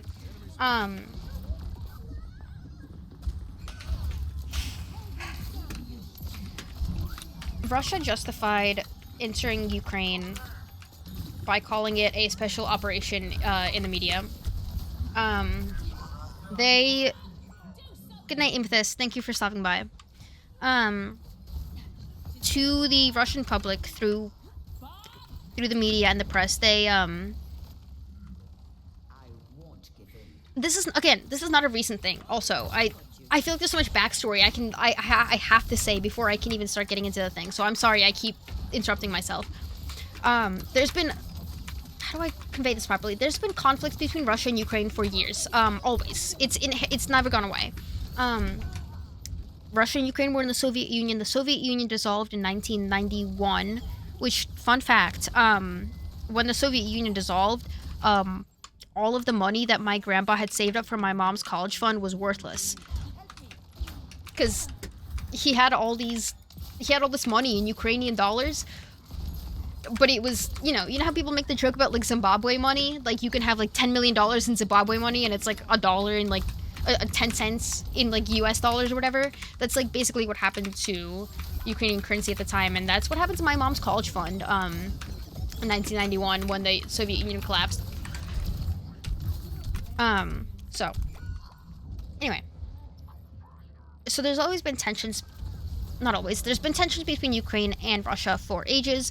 Again, like I said, I wrote an essay about this. There was a period of time after the dissolution of the Soviet Union where Russian media was presenting Ukraine as our, like, brothers in arms, our brothers, our companions, our compatriots, things like that. Like, like, we're not the same country, but, like, we're not divided. Like, we still love each other. We still, like, we're Russians, we still love Ukrainians, and, like, vice versa. Over the past 10 years... Yeah, okay. I don't know how to tell this guy that I'm, like, super invested in, like, explaining Ukrainian Russian history to my stream right now, so I'll go back.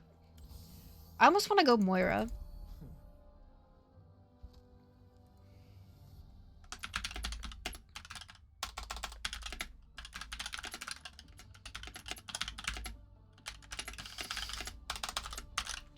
Okay, sorry.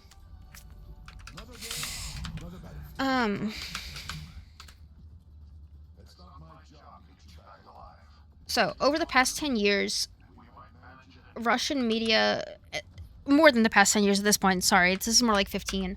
Over the past 15 years, Russian media shifted drastically from portraying Ukrainians. And when I say portraying, I mean through, like, just general fiction, movies, TV shows, any sort of just public media. I don't mean, like, news reports and things like that. I just mean, like, straight up, like, people making movies, like, people making TV shows, people making cartoons, any sort of that media. There was a general shift in portraying Ukrainians as our, like, brothers or comrades that started to transition into portraying Ukrainians as bad guys or enemies or negative, just something negative. And it's, like, one thing when it's, like, one show here and there. But Rome wasn't built in a day, and neither was anti-Ukrainian Russian propaganda. They did this for over a decade. It's documented. There is yeah, the USA did the same. Absolutely. Propaganda has always been relayed through TV shows and cartoons and just mass media. Always. Always be critical of the media you consume, guys. Just be mindful, is all. Don't yell at people for consuming media, but, like, be mindful of how you consume it, that's all. So, that being said, you have 10-15 years of Russian citizens being spoon-fed anti-Ukrainian propaganda through no fault of their own. But after this, the oh lord, I know this topic, I know this accurately. I'm just like, this is a lot to explain in a stream where I wasn't expecting to go into this. 2014 is usually regarded as the like official start of the Russian-Ukrainian conflict. At the very least, more official than 2022. 2022 is secondary. 2022 is never the official one. It's not. 2022 was the culmination of everything that happened. 2014, when I was 12, that was the first time I had to start worrying about whether my grandmother was going to survive another day in her Ukrainian apartment or not. I was 12 when that was something that I had to like actively keep in mind. That was how old I was when my mom came to me and she was like, there's a war being fought on the street that your grandma lives on. There's a war being fought on the street that you were on a year ago. The last time that we visited Russia and Ukraine was 2013. That was the year that... So we said it as a joke at first. We had a running joke where when my mom travels and like something goes wrong for her in a place, that place ends up shutting down. And it was like a running joke, and it was funny when it was like she would go to like California and there'd be like a restaurant that like she didn't like and like they ended up shutting down that later that year. It wasn't quite as funny when the example was the Donetsk airport lost my little sister's stroller and then they ended up getting bombed by the Russians a year later. Not quite as funny. But if it's a theme. The Donetsk airport does not exist anymore, but yeah, that was the last time we were in Russia.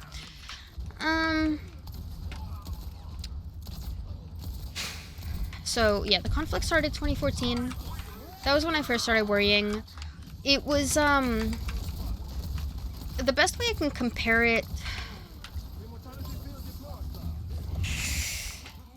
I've heard people trying to argue this recently, like as in the past couple days, and to me it like comes off very blatantly as like, okay, you guys are either Russian bots or you either like read this and understood it very loosely. The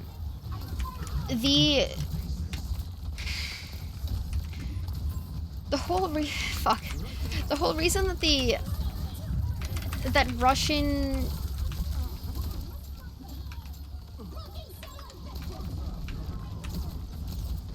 how the fuck do I explain this?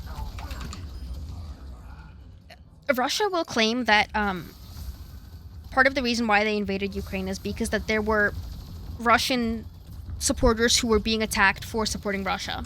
What they're referring to is is people who specifically came to eastern Ukraine, Donetsk and Lviv and a few other places. They came there specifically because they were for Russia. They wanted to garner Russian support.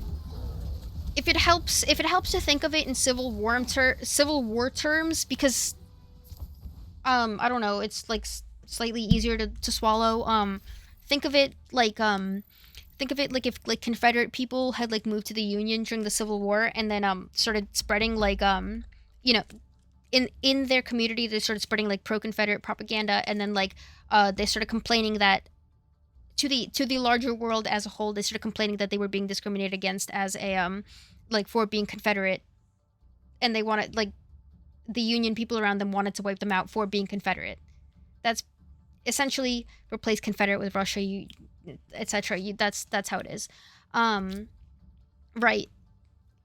Give me a moment. I want to go to the bathroom. And I want to make sure I'm like all good and calm. I'm gonna keep talking about this because I want to, and I feel like I need to at this point. This is just okay. We're having a Russian-Ukrainian political stream. Fuck it. Plus Overwatch in the background. That's like your Subway servers. Let me do an ad break. Let me go to the bathroom. Let me respond a joke.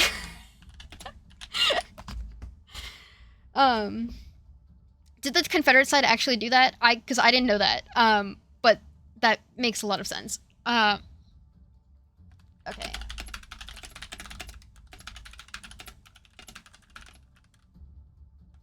Okay, he's here. Hi, Joker.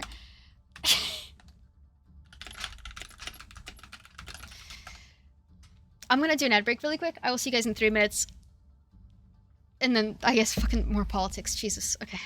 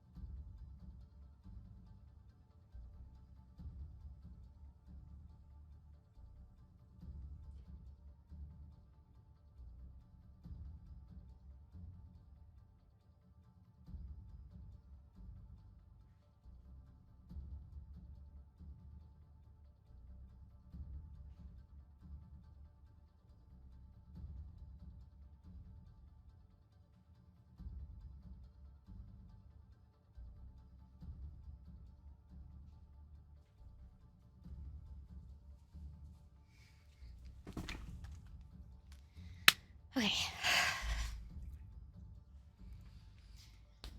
I'm not muted. I'm not gonna fuck anything up this time. Soliana, are you done?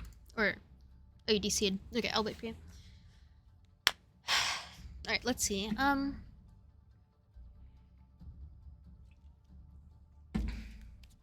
So.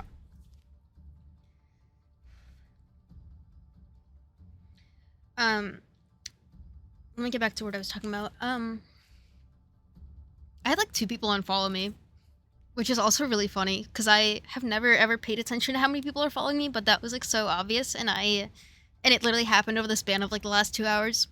So that's wild. Okay, anyway. But not my problem. There were groups of people living in Ukraine who had moved out of Russia and still fully supported Russia in everything that they did. Were fully Russian. It basically essentially Russian, like, nationalist people, like people who had a lot of love for their original country, and they felt that they were being discriminated against in Ukraine. You can't really be impartial anymore now. Also, sorry. Okay, we all are playing. We all are playing. I'm gonna give me a moment here, please.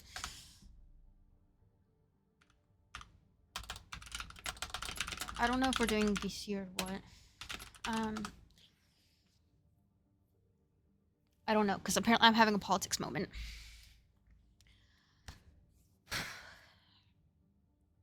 Basically, basically there were pro-Russian people who moved to Ukraine specifically because that they wanted to convince the people around them to support Russia, and they wanted to have that area of Ukraine revolt and go back to Russia. That okay, cool. I'll keep rambling. That works. This was like planned out. Basically, and I swear to God that this is like not fucking conspiracy shit. It's genuinely true. Putin has this delusion where he believes that he is meant to be the one to put the Soviet Union back together. I don't know if it's a delusion or if it's his goal or what, but whatever it is, he's dead set on it. He thinks that like he needs to be the one to reunite all the Soviet Union countries. He said this publicly. That great. That's even better. This is not just in my head. He started out as a democratically elected leader. He served his democratically elected terms as president. Once he was done being president legally, he stepped down. The next president that ran, that served after him in Russia was essentially a puppet for Putin. He was just Putin's little baby, and changed the rules in Russia so that a president could run again for a third term. Lo and behold, what do you know? Who runs for his third term right after? It's Putin. Actually, I'm pretty sure the thing just took away all term limits. It's just away entirely, as long as the people vote for him. I'm gonna tell you a little secret about Russian politics. They don't have freedom of speech or press over there, so I don't know why the fuck people think that they have freedom of voting. But no, the fuck they do not. So just know this, please, in your fucking heart. If you ever see somebody try to genuinely cite Russian fucking approval polls of Putin or Russian electoral votes for Putin as a source, they're speaking fucking shit. It's all made the fuck up. Sorry, I had to argue with somebody about like this exact point the other day, and obviously everything on the internet is like a cautionary tale of like, is this a person or is this a bot? Doubly so with this sort of topic. Is this a person or is this a Russian bot, or is this a brain dead fucking Trump supporter? Most people who fall into not the second or the third group are willing to hear you out. Oh yeah, the Russian disappearance joke. Yeah, yeah, this is really, yeah.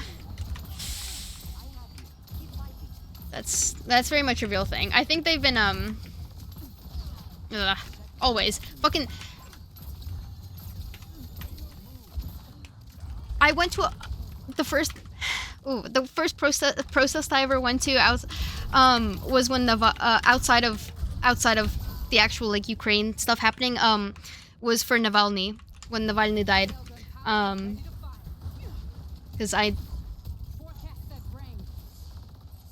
think that was honestly that's up there with like top 10 scariest moments of my life, the day that Navalny died, because he was one of the only reporters that like was calling him out on his shit. Hi Calibre, thank you for resubbing. This is very much a 3 a.m. political stream. I don't know how it ended up here, but I'm actually not mad about it. I needed this. Yeah, no, Russia has absolutely zero qualms about killing journalists, about killing the press, about killing anybody that they don't agree with.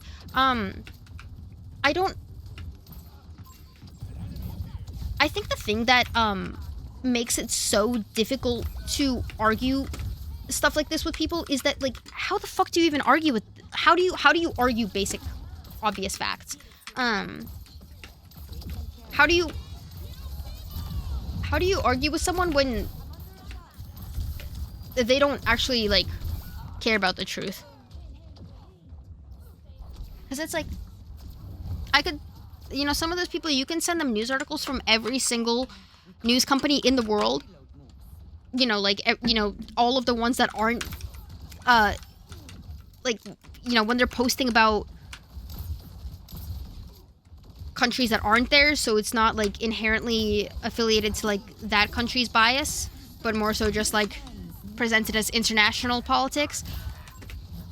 Obviously, there's still bias there, but, like, when the entire, I don't know, when the entire world is saying one thing and this one country is saying another thing, it doesn't take a fucking genius to put two and two together. Sorry, I forgot, that in those people's terms, they consider it fake news, and it doesn't count at all. Now,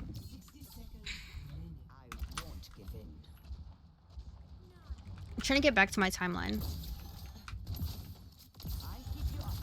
This is... The funniest thing about this is I started the stream saying, guys, I'm not going to yap too much because I want to focus on these games. And now we're having Russian-Ukrainian history. That being said, let's consider all of the statements that I have presented to you guys. We have years and years of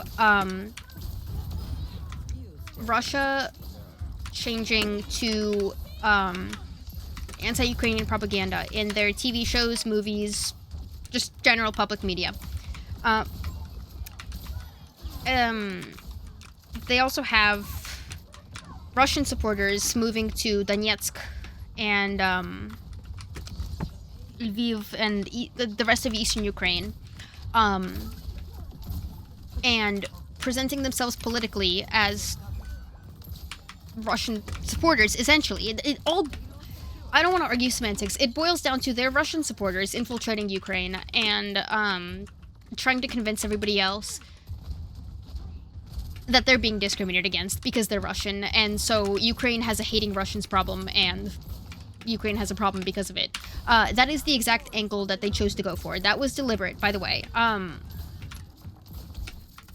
They fully did that on purpose. All of this has been planned out. Maybe not planned out word for word, because then you start getting into conspiracy theory shit. But I can tell you for a fact that, like, you don't get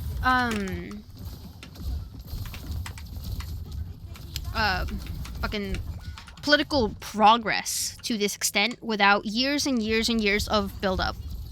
You don't. Political shit doesn't get done in a day. It never does. Especially when it's anti-whatever party is in charge.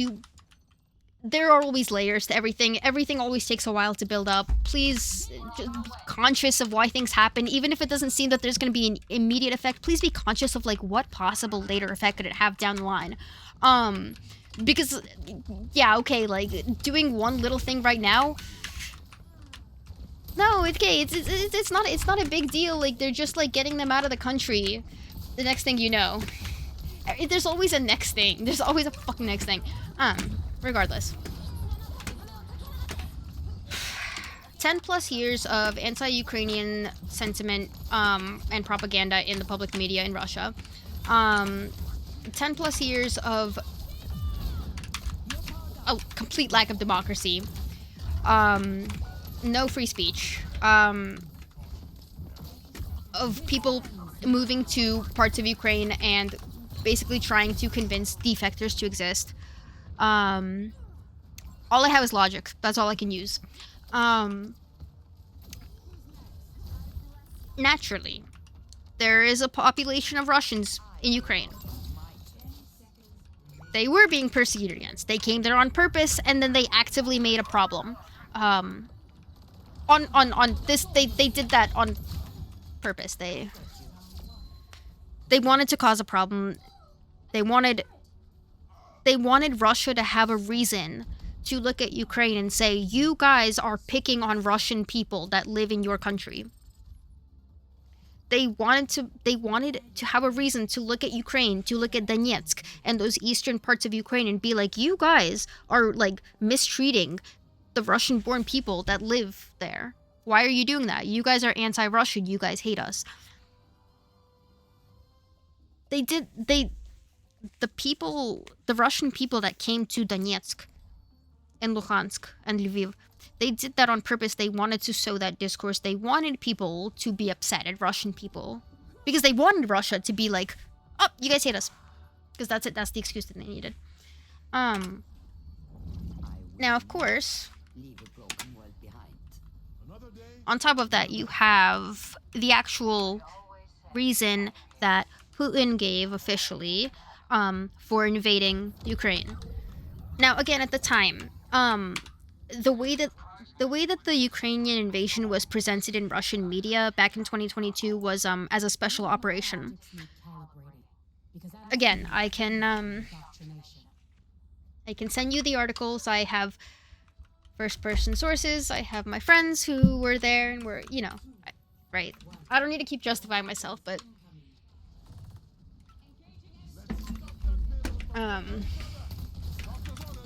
they justified it as a special operation because they said that Ukraine was full of Nazis. Ukraine's not full of Nazis.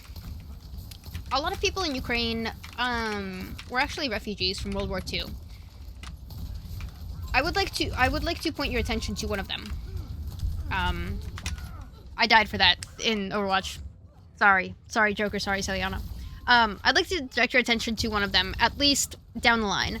My grandparents left Poland during World War II because my mom is half Ashkenazi Jewish. Not to like reveal my whole like fucking family tree on here, but we were a Jewish family that left Poland in World War II, and we went to Ukraine because Ukraine was a safe spot.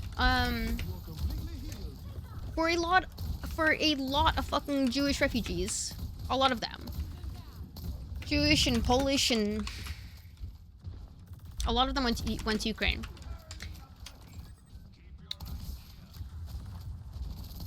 We don't. When Putin speaks about Ukraine having Nazis, he doesn't refer to actual Nazis in the sense that people think of them, like German. That's not what he's referring to. He's referring to just Ukrainian people. He is calling people who are against. You know how I said people went to Ukraine, Russian people went to Ukraine specifically, you know, to cause conflict and rift between the two and try to cause an issue and say that like the Russians are being discriminated against. Arguably, those Russian nationalists are leagues beyond any, way more Nazi than any Ukrainian person could be. We fucking, I need to look this up. I can't say this without looking it up, even though I'm like 90% certain, but I have to. Give me 2 seconds to say what I want to say. Which is the other thing that I will, like, never, ever, ever understand in my life is how people say things and just say them.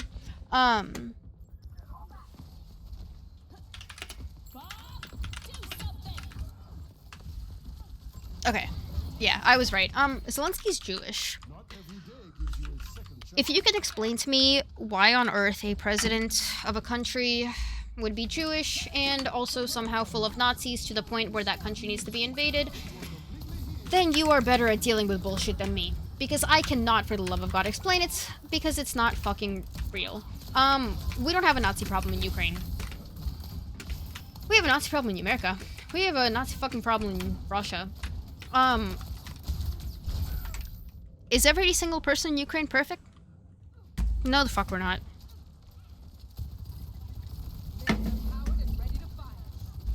Does Ukraine deserve to be fucking invaded? By a country whose leader delusionally believes that it's his God-given right to reunite the Soviet Union? No, I don't think so. And I don't think calling all of Ukraine Nazis is a good excuse. I like, the thing that baffles me the most is how that ever even, like, how that idea ever even got off the ground. Because I don't know. Maybe you guys are doing, like, maybe you guys are better at mental gymnastics than me. I don't know. I used to do gymnastics when I was little. I can still, like, kind of do a split, so I thought I was pretty flexible, but even then, I still can't, like, convince myself that, like, a country with a Jewish president is gonna be full of Nazis. I don't know. I don't know, dude. I can suspend my disbelief. But I aged out of gymnastics when I was like 12. I can't bend my legs that far anymore, dude.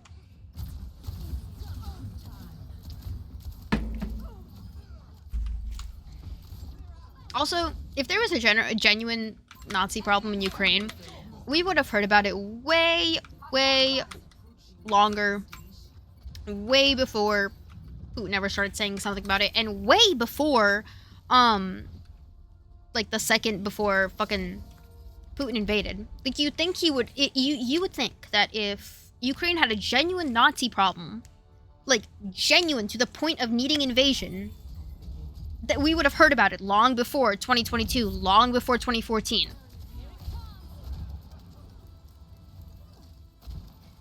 But the thing is that, like, Americans have this weird sense of isolationism because we, like, never got past our World War II unit in history or something like that. You know, where we clearly, like, went over why we can't, like, be isolationist as a country. Because we're a global power and we participate in the global economy and we have global influence and we are one of the world's biggest powers, and so the things that we do and say reflect on other people and other countries. And, like, when we step up and we say, hey, to a country that's doing something wrong, and we say, hey, you can't do that, the other countries that are, like, lesser than that country that we're talking to will say, oh, fuck, we're nowhere as strong as that country. If America's yelling at them, we can't get away with that shit. We gotta get away with it. Do you know what I'm referring to here? America is a very very strong global power. We have been for, like, at least 100 years. This is a good thing. I'm pretty sure even people who, like, love and will die for America will agree it's a good thing when America's a strong global power. The key word here is global. Sorry, Joker. Sorry, Siliana. I'll requeue. The keyword here is global. We have global influence, and that means that we have global power. You can't have one without the other, and you cannot use one without the other, because that's fucked up. When you have global influence, you need to use your global fucking power. And that means that people are going to listen to you, and that means that, like, when people that you don't like try to get away with shit, even if you aren't inherently involved in that, you don't let them get away with that shit. And that means when your worst enemy, Putin, who you just had a Cold War with for 30, 40 years, when they try invading a country that they, like, just dissolved from them, like, less than 20, 30 years ago, you don't sit back and you say, oh, well, I don't know, dude. That's not my problem. You say, no. We're gonna step in. We're gonna send money. We're going to send help. We're going to send aid. We're going to do whatever we can to help out this little country, because not only, the Budapest memorandum, I can't remember the exact word, but the Budapest Treaty? The treaty where Ukraine signed to give up all of their nuclear arms because, hey, we had a ton back there. Ukraine has a ton of national fucking resources. Look at shit, that's the whole reason Russia wants us. Ukraine has crazy, we have so much oil, we have so many sunflowers, we have so many fucking, we have so much shit in Ukraine. That's why Russia wants us so bad. Putin wouldn't care that much if we didn't really, like, have anything. We have so much, like, resources and shit. Ukraine gave up all of their nukes, in return for agreement. I'm messing up my words. In exchange for protection from Russia and America. Russia and America as the people with the two biggest supplies of nukes after Ukraine gave them up said, all right, we'll protect you. We will protect you as long as you give up your nukes, please. We will make sure that you are okay. And Ukraine said, okay. we're kind of scared because we're leaving the Soviet Union and this is our first time being a sovereign country. But yeah, we'll give up our nukes because you guys will protect us, right?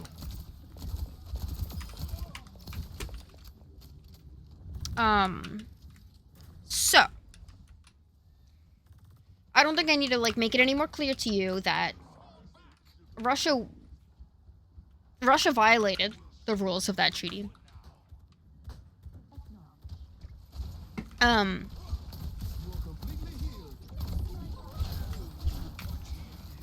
going to say now that per the rules of the treaty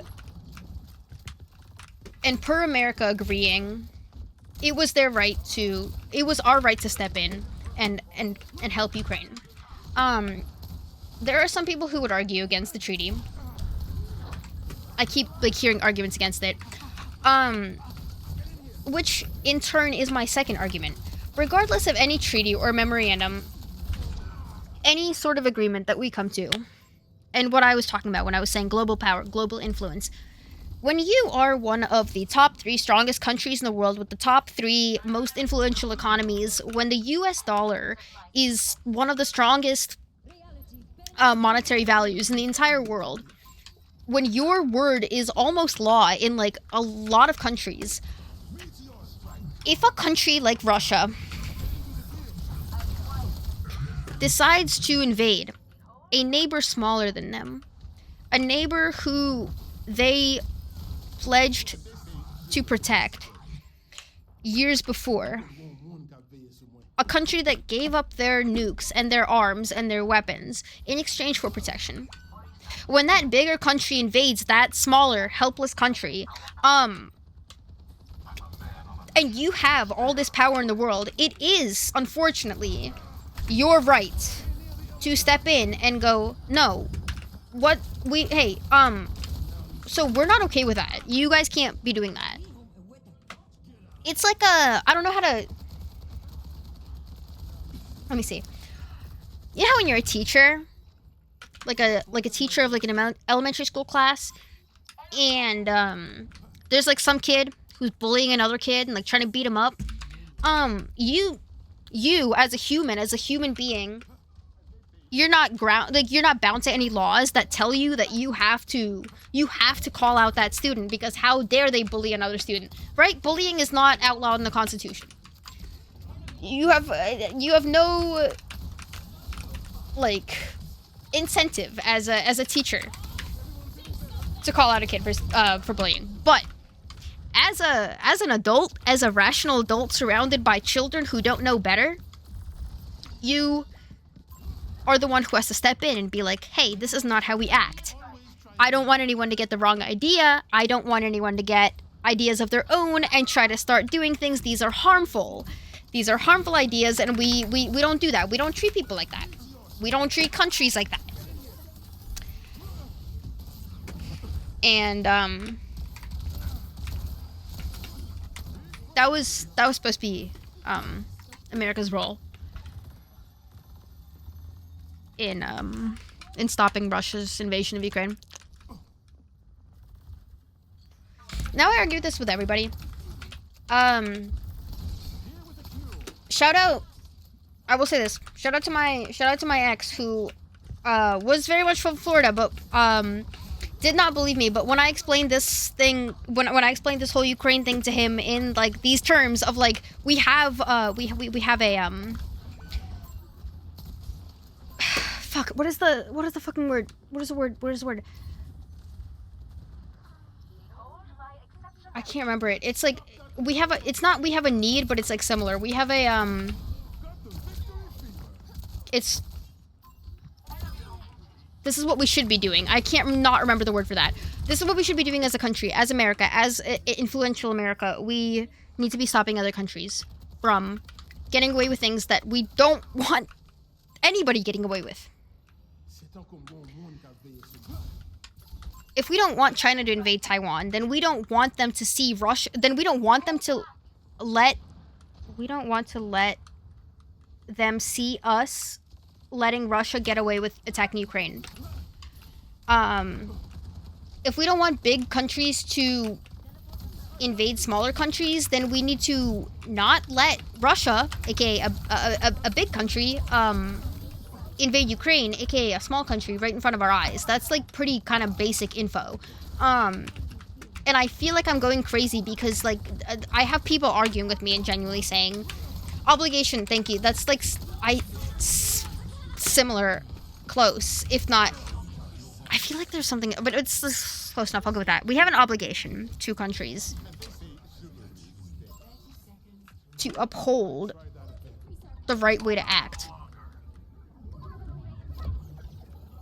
Let me remind you also that America invests the most money into our Department of Defense. We invest the most money into our military, more than any other country.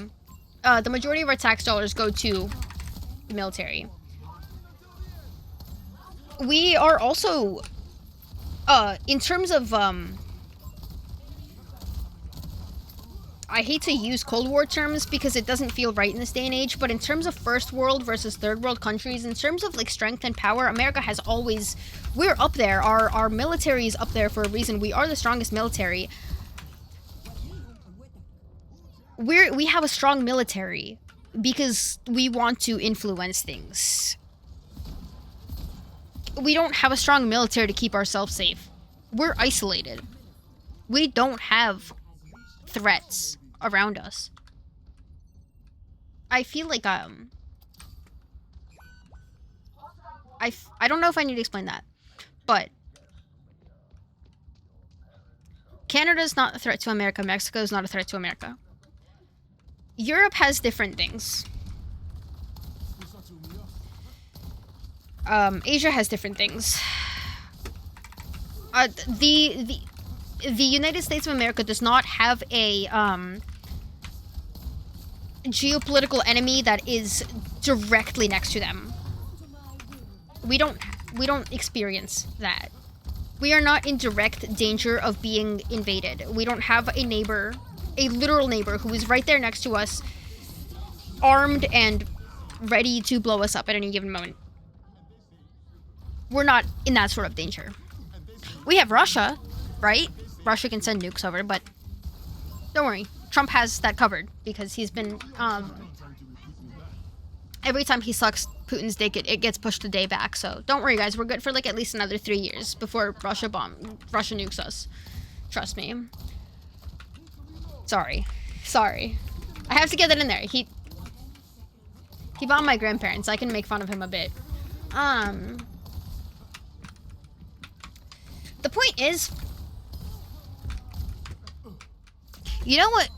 Have you guys ever been, older siblings? You know when your parents tell you not to do something, and you say, what? You just saw you just saw my little sister do that. You saw my little brother do that. And they go, well, you're older. You're supposed to set the example. Guys, that's, I hate to break it to you, but that's America. In terms, like, just change the age to power thing. America has a lot of power. That's why, we kind of have to interfere when other countries that are also pretty reasonably strong do shit that, like, is unequivocally bad. You know, kind of like invading smaller countries just because they feel like it's their God-given right to reunite shit. That's the point where we use our power and influence that we spent the past couple hundred years gaining, and we say, no, you can't fucking do that. That's, like, not okay. Those are human people, and you can't, like, just be fucking around with them like that because you woke up one day and Mama Russia told you that the Soviet Union needs to get reunited and that Putin, it's your fucking right to do that yourself. I want you to know he genuinely believes that. And he surrounds himself with people who don't know how, who will not tell him no. He surrounds himself with Russian oligarchs who like money more than they like morals and ethics. I want you all to know that a lot of the buildings in Moscow, in Russia, in major Russian cities are apartment buildings. And you can look this up for yourself. You can look this up for yourself. You can hear it from my parents firsthand if you wanna. Just kidding. My dad hates people. He's never gonna be on stream. I don't blame him. Russia used to put bombs in the basements of apartment buildings in Moscow, in Russia, to blow people up. We've never had a good government over there. I don't know why people I do know why. I don't know why I keep saying this. I know exactly why people are fucking trusting Putin so much these days. There are people out there who thrive off of misery. Now, if somebody happens to be watching this right now and like is a Republican, which, okay, I don't judge the party as a whole, but I judge people's actions. And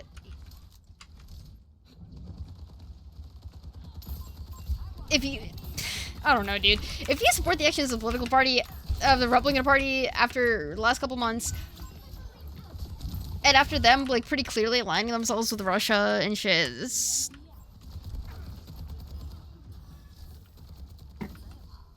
I don't believe that you are inherently a flawed human and that you can never change. I think that everybody has ultimately a chance, and that there are people who are misguided, and there are people who are brainwashed, and there are people who, I think that we should be nice to everybody regardless.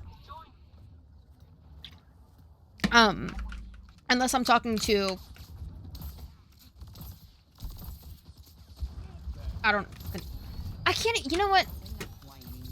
I am, unfortunately, like genuinely too empathetic for like half this conversation, because I can't even say that, like,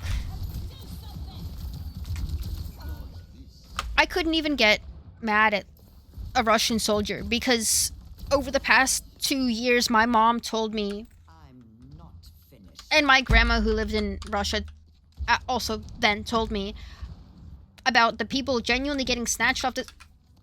Let me tell you a story really, really fast. My mom roomed with this girl in college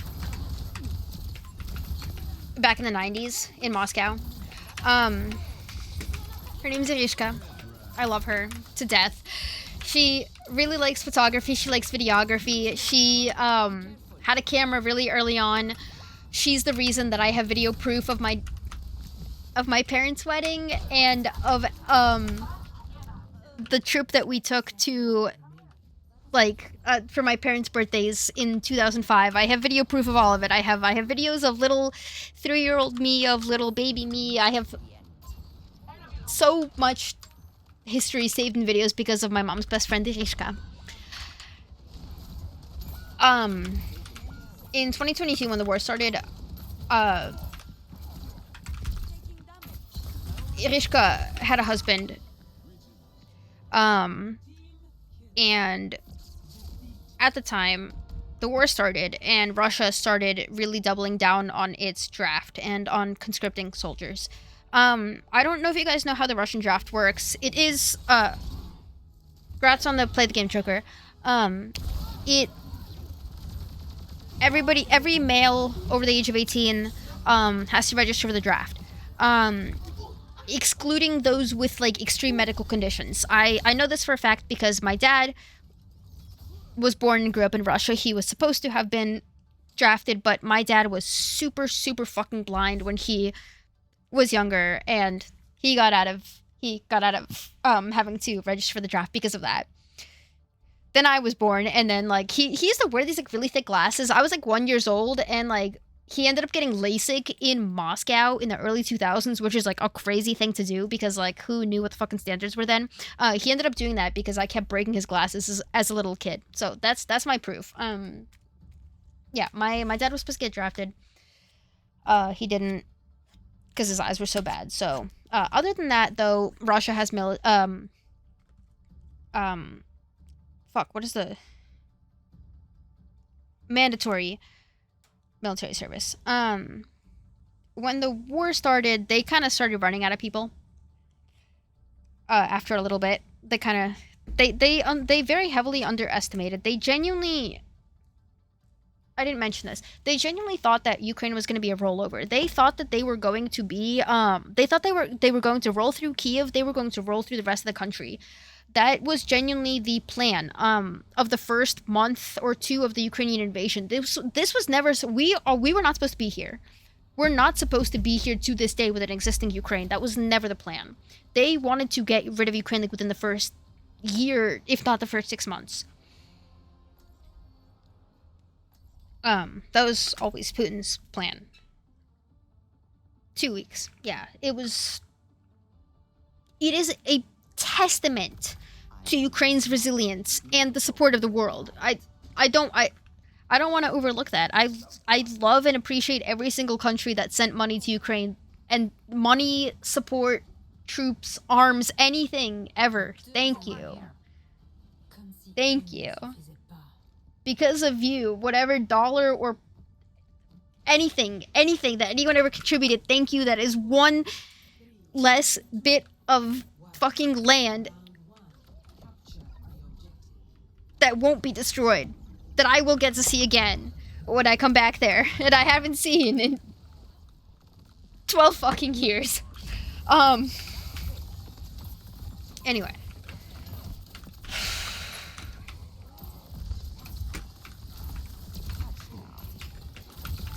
Guys, I also want to say that, like, picking Overwatch as the game to play for my, like, background, whatever, as I'm yapping about the shit, was, like, that was the worst choice, because I can't do both at once.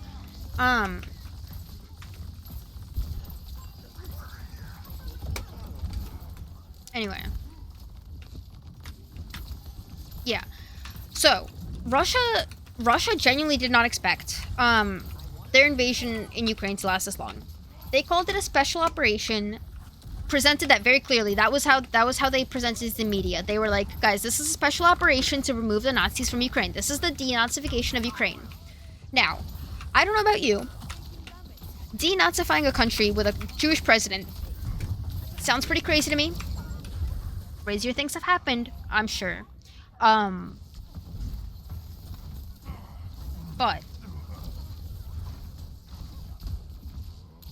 in a world that has had so many, I don't know.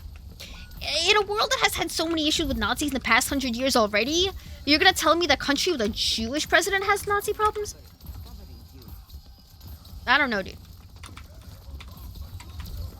Now, a country that is made primarily of, not primarily, that has a good chunk of population that is immigrants from World War II running away because they were Jewish and they couldn't go anywhere else to escape? You're gonna tell me that's the country you're gonna denazify? I mean, like,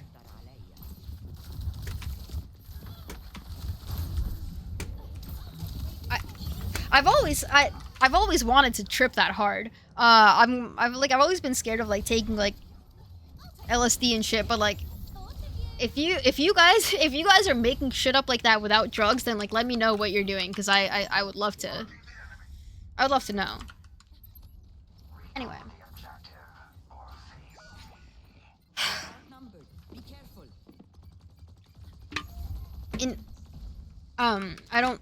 I'm sure I don't need to spell it out for anyone, but in case I do, there's not a Nazi majority in Ukraine. There's not a Nazi majority in fucking Ukraine.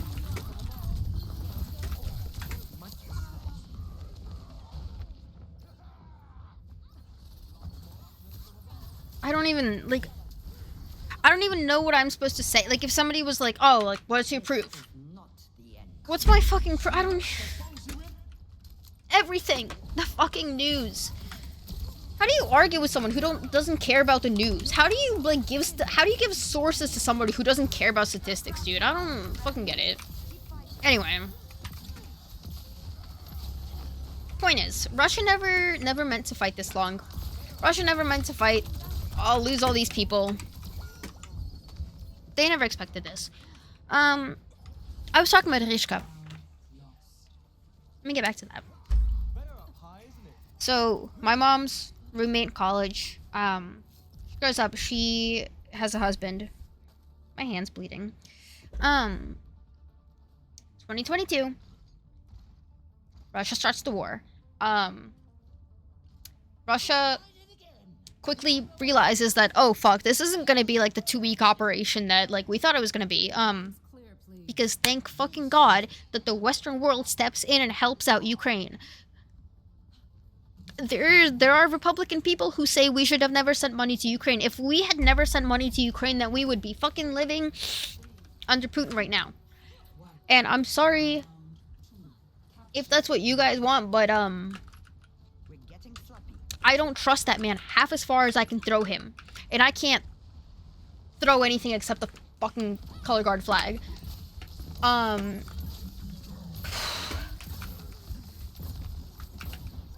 They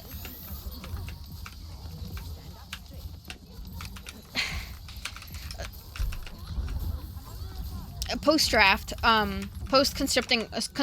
conscripting all the soldiers that they possibly could into the Russian army, they naturally started running out of people because, hey, guess what? Russia was fighting a war that, like, they should have never been winning in the first place. A lot of Russia shit is, like, really, really, like, old. They didn't kind of, like, accommodate any money for improving shit like that.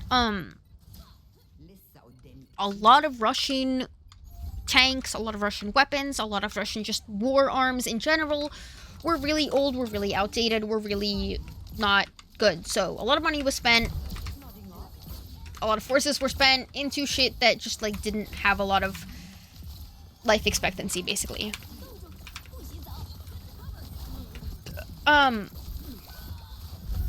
Obviously, after a certain amount of time, as it happens, you know, when you are the aggressive force, that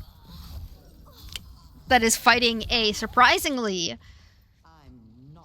in quotes, patriotic defensive force, you start running out of troops. Because not only, like, do you have, you know, the people in Russia in general who are like, well, we don't want to have a war because war is bad. And then, like, the people in Russia who are like, we don't have a war because, like, we don't want to fucking fight Ukraine. Like, I still, you know, like, the Soviet Union only dissolved, like, what are we at? 34 years? I'm sure most of you guys know somebody who's 34 years or older. And that doesn't mean a lot to Americans. But for somebody who's Russian and Ukrainian, it means that you can be a Ukrainian and say, my best friend is a Russian, and just have it be, like, your best friend since before the Soviet Union. Do you know what I mean? You know that... I don't know how much, like, oh god. I don't know how much, like, I need to, like, boil down for this. One of these days. I'm gonna assume everyone knows what I mean. Fuck. Dude.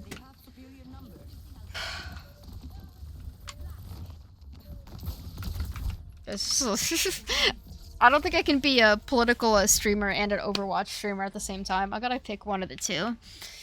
Oh, fuck. What was the last sentence I said before that?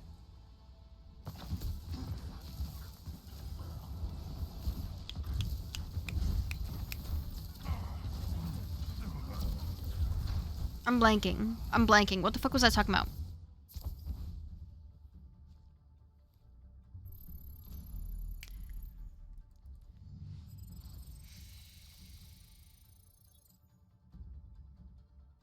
Fuck.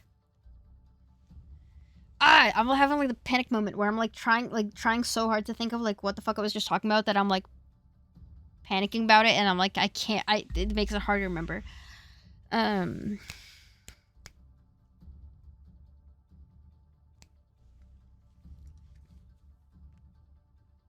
I, like,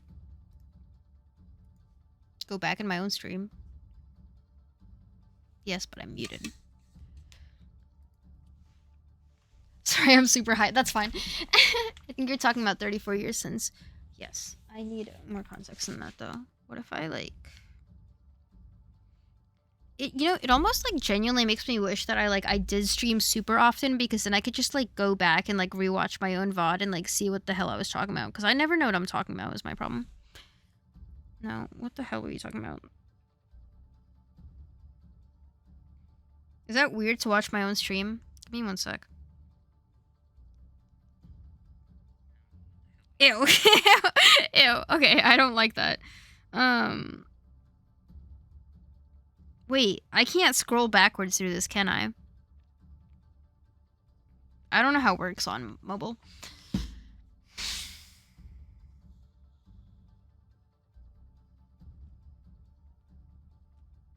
Fuck it! Fuck! How do you do that, Ace? What's wrong with you? I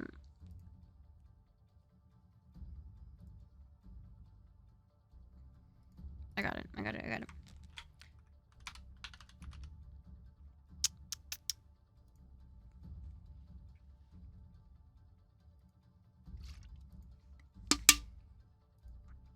Can you give me 1 second? I'm gonna... Wait. Actually, how are we doing on time? 12 minutes. This is what I've decided. I'm gonna run a minute ad while I figure this out. Because it's coming up on 3 minutes ad, and I don't want to do that, so let me run a minute ad.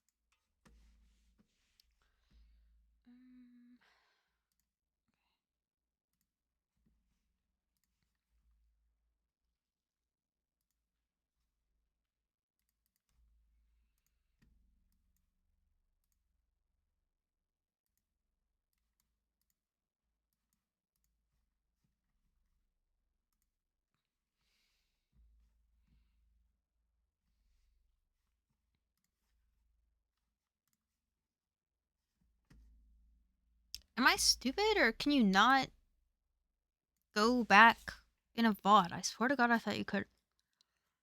How do you fucking forget that hard, Ace?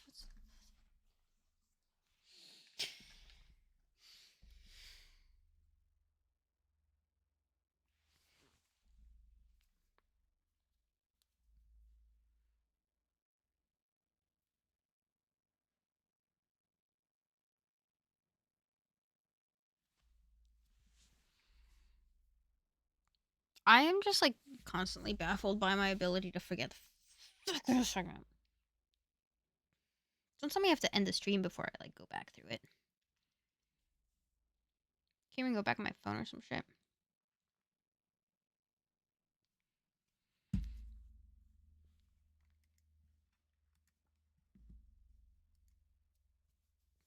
This is like such a hard fucking.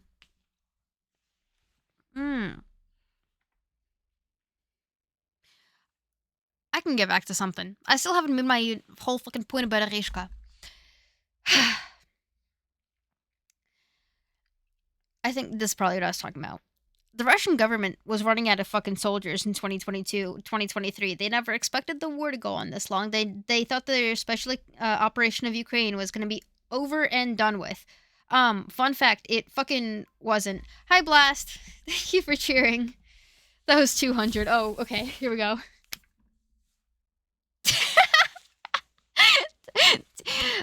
Wait. Numero. No, that's okay. That's Spanish. Gracias. Please don't make fun. I took Spanish in 4th grade. That's it.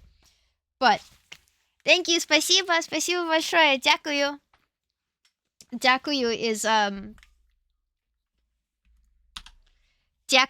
is thank you in Ukrainian. So everybody learn that, please. Дякую.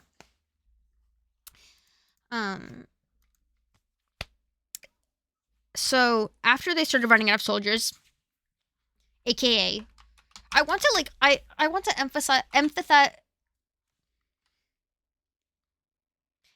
emphasize this. This is very much like an appeal to emotion. I'm sorry, I can't help it. I am going to turn 23 years old this year. I was born in 2002. I moved out of Russia when I was in like 2005, 2006.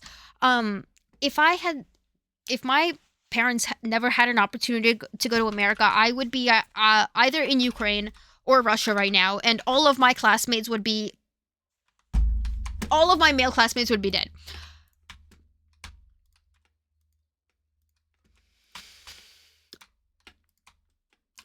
Or close to it.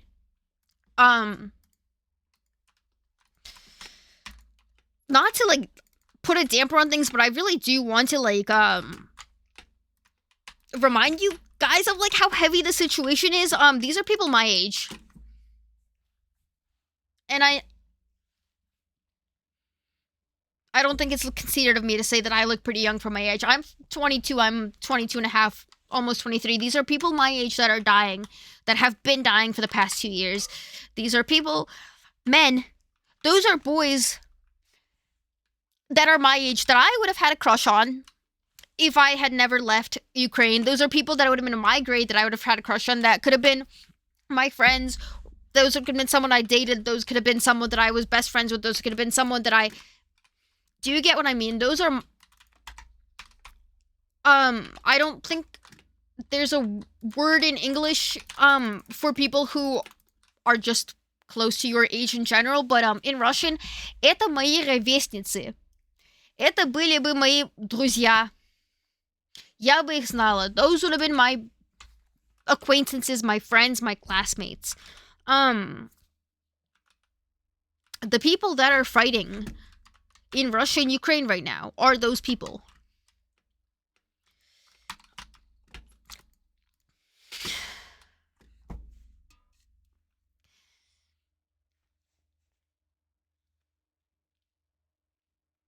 And, so, naturally, they don't last forever.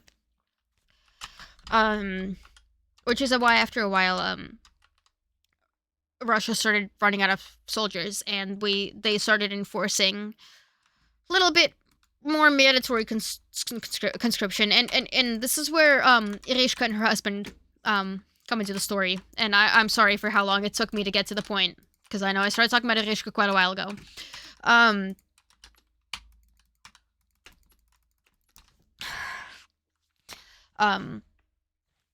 Every man in Russia was, had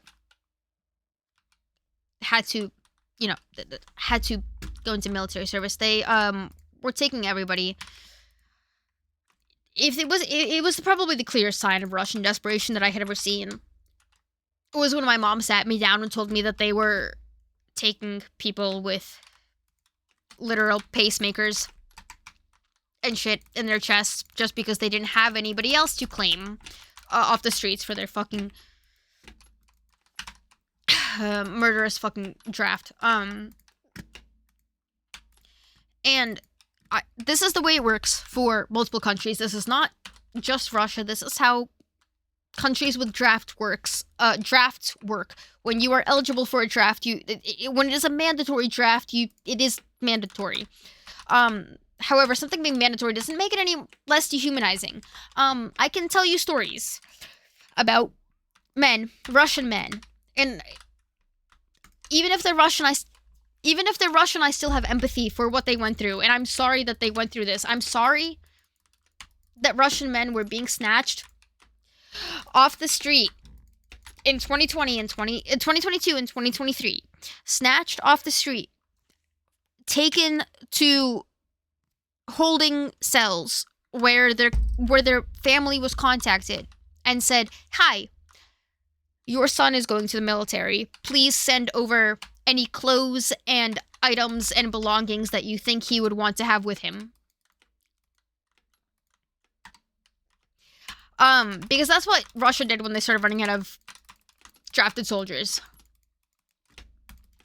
And I can tell you that for a fact because, as I was saying, of my mom's old roommate and her husband, Irishka's husband, Um, 2 years ago, as this was all happening, he, as a man, he knew that he was going to be drafted. He knew that one of these days he was going to be walking down the street in Moscow or St. Petersburg or Perm or Kirov or anything. One of these days he was going to be walking down a major street and there was going to be police that seized him, that see him as a fit, able-bodied male, and they seize him and they say, you have to go to the war. I hope to God that nobody ever asks me for this, because I cannot imagine the, like, I won't go into this. I have actual proof. I have the texts and the calls from my mom and her best friend from high school texting each other as said best friend's husband is escaping Russia. I have texts documenting the fear as he gets to the border between Russia and Georgia, and there's still a few miles to go, and there's so many people who are running away, and they're tired, and they're exhausted, and they're in pain, and they see a bus pull up, and they think, this bus will take me to where I need to go. And there are many people who think that. There are so many people who are waiting at the border between Georgia and Russia, and between Georgia and Russia, Russia and all the other countries. There are so many people who wait at that border. They get there, they walk there on foot. All of these men who don't want to support Russia, who don't want to be drafted because they don't support invading Ukraine. And they get to the border of Russia and something else. Georgia, Azerbaijan, fucking, I don't know. I don't know. They get there and they see buses waiting for them. And they say, we'll take you to the border, we'll take you to the border, we'll get you to where you need to go. They get to the buses and the buses say, I'm not shitting you, the buses say Russian military service. They don't have any choice. They're at the border. The borders aren't come and go. You guys know this. Everybody knows this. Borders aren't come and go. You walk up to the border, when you say that, like, hey, I want to get across this border, like, they either let you go or they, like, wait. But either way, you have to acknowledge that, like, hey, I want to cross this border, and someone has to, like, acknowledge that. Because they either have to let you through, or they have to let you wait, or they have to let you, like, they have to deny you. All these people waiting at the Russian-Georgian border, the Russian-Georgian border, let's say, because that's the one I can remember off the top of my head, but I know there's a million other examples. They're waiting, they want to cross. They have these buses. These buses say Russian conscription service. And they say, you guys have been waiting for so long. I'm sorry, you guys have been trying to get out of Russia. They pick up every man. These are all men. Everybody escaping Russia at this point mostly was men, because they were all being drafted. They take all of those men, they round them up at the border, and they say, you're gonna go fight for our country.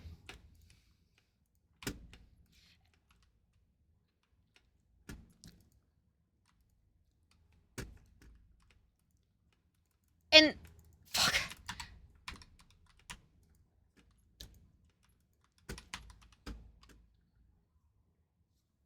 Sorry. This is very difficult for me. I'm sorry.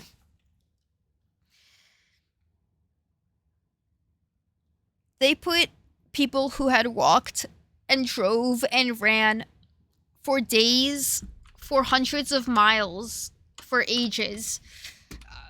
Because we all know Russia's biggest country, right? And Moscow is not anywhere near any borders. And the majority of people live in Moscow. And in Peter. And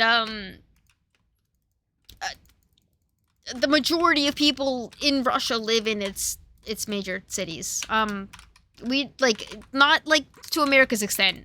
I think we have a smaller population than America.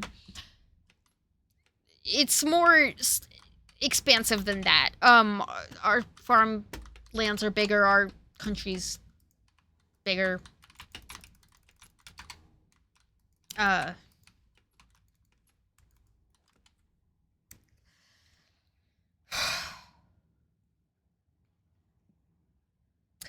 Imagine all the thousands and hundreds of miles that these people have to travel. My, for example, Irishka's husband, he left his wife and his children behind. I'm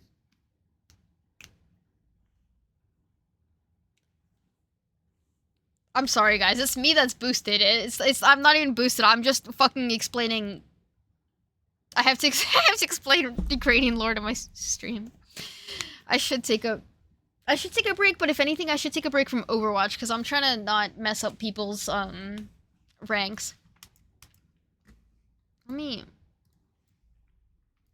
it's like my Subway Surfers in the background. Like, who's gonna sit here and watch me sit and like? You guys need. I don't know. Let me get through like a general point. At the very least.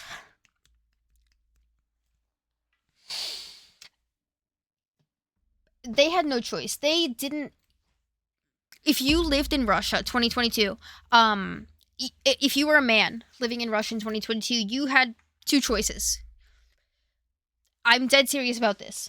You had two choices. You either go to war for Ukraine or you leave. There was no in between because they were drafting everybody. Everybody. They were drafting people with pacemakers, with artificial heart implants to make their heart beat regularly. They like. You know what a pacemaker is. Everybody knows what a pacemaker is. A implant in your chest to make your heart beat regularly. An electronic device to make your heart beat at a regular pace. You know, people who genuinely wouldn't be eligible for combat in any situation.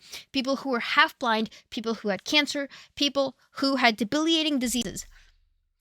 Russia was so desperate in the past 2 or 3 years that they had no choice but to draft all of those men, all the men that fit those criteria. And when I say draft, I don't mean just grab from the legally military conscripted. I mean they went through all those already. I mean they started grabbing people off the streets. I mean I can give you evidence. And that's why my mom's best friend's husband escaped. And at the border, of all those men who had no other choice, they had no other choice between die for my country or leave. Sorry, let me amend that. Die for my fascist fucking Nazi country, or leave. And they tried to leave. They waited at the border. They ran and drove and walked and hitchhiked and somehow crawled their way those like hundreds and thousands of miles from Moscow to the nearest fucking border, because you can look up a fucking map. It's not that hard. Moscow is far from its southern borders. Moscow is less far from its western borders, but reminding me again of, and I'll admit this is the fault of the Western world. And shout out to Poland, specifically, for taking in refugees and not everybody else doing so. Thank you, Poland. My aunt is still there. Thank you. You guys gave my family free food and a free place to live after they spent multiple weeks driving across their country not knowing whether they should sacrifice their gas to keep their car on in a traffic jam that spanned the length of their country when it was freezing cold outside just so they could keep themselves warm, or if they should risk freezing to death to turn their car off so they could conserve gas to get through that massive traffic jam to get across their entire fucking country that was trying to leave at the time that they were being invaded by another country that promised 30 years ago to protect them. Do you guys get what I'm getting at? Like, I don't know. Have I made my point clear enough? There is no reality. There is not a single fucking reality in which Russia's invasion of Ukraine is okay. And at the very fucking least, there is no reality in which their invasion extended to today for 2 years is okay. Like, maybe there's somebody out there that you could convince that, like, yeah, okay, like, maybe invading Ukraine in the first place was, like, justified for this and this reason, but we've been at this for 3 fucking years. It has been, sorry, let me look it up, actually. Days since February 24th, 2022. It has been 1,109 days since I drove home and got a text from my mom that said the bombs are dropping.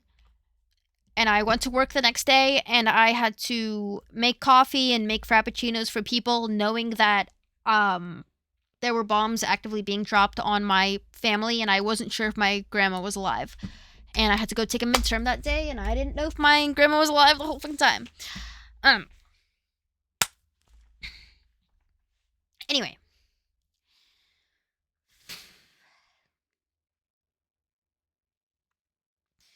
The point of all of this is, I am not a political channel. I am not going to be a political channel. I could not fucking handle being a political channel. I am Ukrainian, though. And I am Russian. And I have family, and I have acquaintances in both. And I am also, I hope this doesn't sound conceited. I am a cute girl who happens to look like an e-girl and plays video games and appeals to certain aspects of Western, I don't know, Twitch viewers. I don't fucking know. Regardless, all that means is that there's a pretty broad scope of people who watch me, in terms of overlap of people's, political views. I'm not a political channel, but I am fucking Ukrainian, and I will do anything to defend my right, and my family's right, and my country's right to be Ukrainian.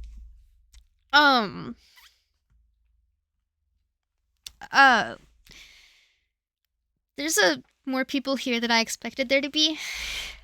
When I started the stream, I thought I was just gonna play Overwatch tonight, and I ended up being here, so I'm sorry again. It is 4 a.m. currently. Also, I feel like I have made a solid enough point in regards to Ukraine things that I can kind of leave it at that for now. Again, since there's like actually like a fair amount of people here, I would like to just like lay it out all here right now. Hi, I'm not a political streamer. I usually stream video games, but I am Ukrainian, and I this is all like very intimate information to me, so if anybody has any questions about Ukraine that are genuine and you're not a troll, please. I don't tolerate Russian bots. Yeah, I'm Russian. Ну, я не глупая, я не хочу про это слышать. Я за Зеленский. Я не за Путина. Я его ненавижу, я хочу, чтобы он вывалился из окна. If anybody wants to have a respectful conversation or has respectful questions about Ukraine and the situation, I am more than happy to inform. I can send out some of the essays that I've written. I'm so sorry that this got so very far off of the mark of Overwatch streaming. But I really, really appreciate everybody who stuck around to listen. I love you all, and it's very, very important to inform yourselves. And thank you.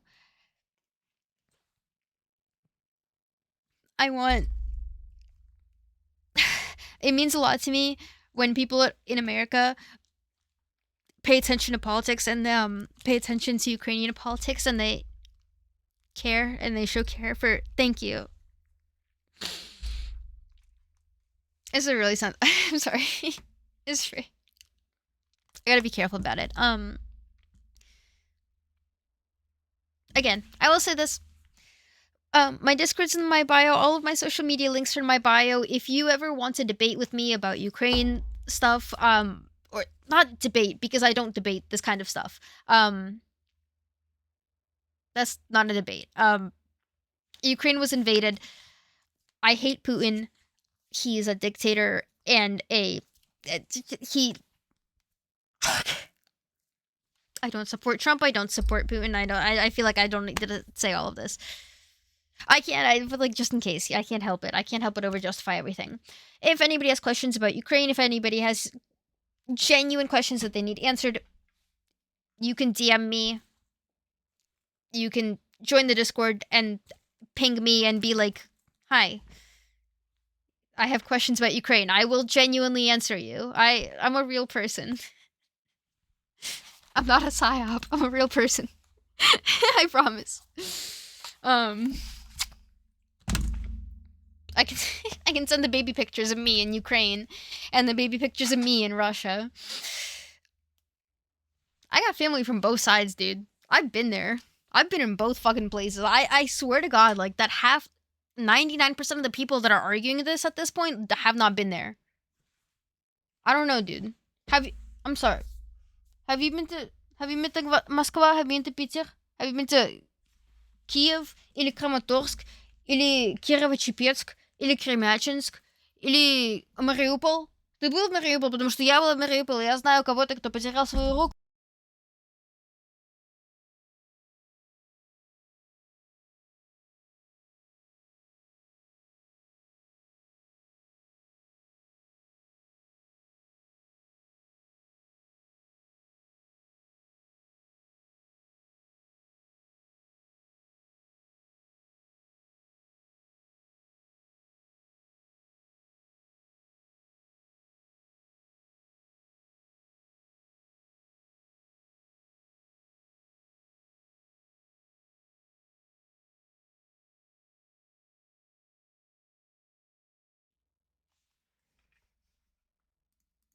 Am I? No, I think we're good. Thank God. Okay.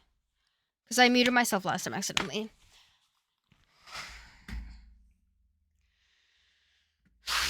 Okay. Here's approximately what I said. If you are against Russia or Ukraine, sorry. Did you live in Moscow? Did you live in Kiev? Did you live in St. Petersburg / Peter? Did you live in Kremachinsk? Did you live in Kramatorsk, Kiev-Chepetsk? Did you live in Mariupol? Do you know the people who died in Mariupol? Because I know a kid my age who fought in Mariupol, who lost his leg and his arm. I know a kid my age that I had to drive to the hospital near me because my parents and their friends have been kind enough to run a shelter and a nonprofit that raises money for Ukrainian veterans to be transported to America and get the cost of their prosthetics covered. This is a man who's my age. 22. He would have been my classmate. Probably. We would have, like, most likely been in the same class if I had stayed in Ukraine. I had to drive him all the way to Philly a month ago to get him fitted for his prosthetic arm and his prosthetic leg because they got blown off when he was held hostage in Mariupol for the fucking crime of wanting to defend his own country. I'm not even entertaining that first time chat because that's a dumb question to ask.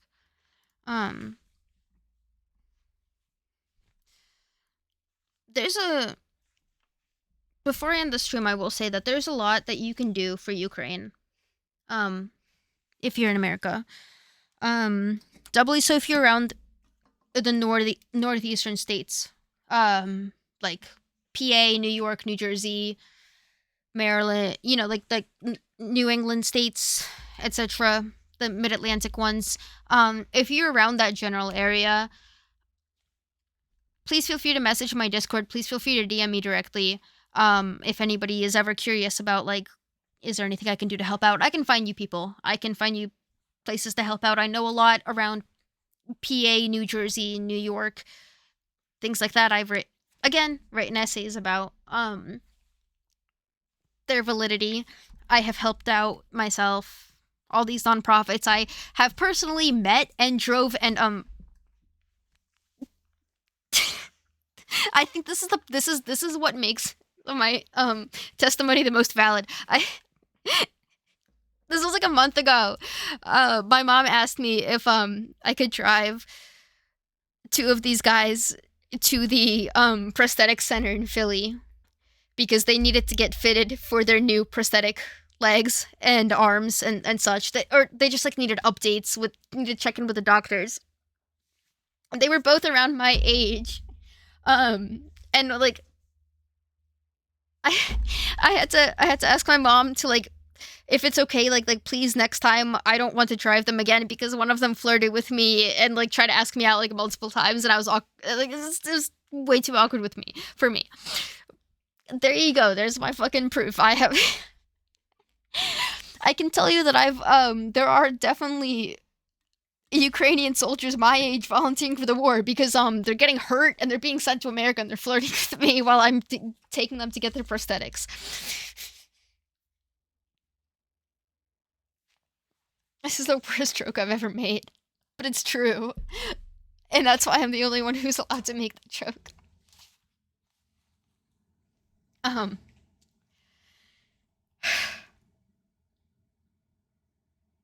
think that this has been enough of a non-Overwatch stream. I would like to reiterate that if anybody has any questions about all this fucking shit, let me know, please. I managed to subvert my goal of, like, not getting too drunk to embarrass myself, but I also managed to completely lose the plot of streaming Overwatch, and now I'm streaming discussions about the Russian and Ukrainian war, and, like, 3 people have unfollowed me, so I don't, like, know exactly, but, hi, support Ukraine, please. If you live in the, like, New England states in America, where's my fucking... Where is it? Where's the Discord link? Join the Discord, and if you want to help out, let me know, and I will literally get you in touch with people. Stop sending your vets, they're getting rejected by... No, they were Ukrainian refugees, and they were very sweet. And I have nothing against them. They were hitting on me. But, it's my proof of, like, there's fucking 20-year-olds in Ukraine fighting for their country. And I know they're 20. Because they keep losing their limbs and getting sent back here and hitting on... But, if anybody wants me to provide my sources, I have essays that I can send to you. I have testimonies that I can send to you. I have... I don't want to give out, like, names of, like, groups and people, but I can if anybody desperately, like, has a dying wish to argue with me. I have it all. Anyway. I'm sorry to anybody who joined in today and, like, wanted a nice little Overwatch stream. I'm sorry that you got politics and bombing and sadness and, all of this shit. If you stuck around regardless, thank you. I really, really appreciate it. It means a lot to me. It has been a very, very difficult couple of years, and especially the last couple weeks and days with everything that has been going on, so please just look out for Ukraine. We are not a huge country, but our existence is keeping a lot of things in place, And I don't think that you, even if you are Republican, even if you genuinely believe Zelensky is a Nazi, even if you think, oh, Ukraine is overrun by Nazis, I promise you that our country is important and it deserves to keep existing. And I will do anything I can to defend that. So, sorry again for an unexpected political stream. I'm really, really sorry that I didn't mark this like beforehand. I didn't expect to be on this topic, but I'm also really not mad about it because this is the one topic that I can talk so much about. So thank you for listening.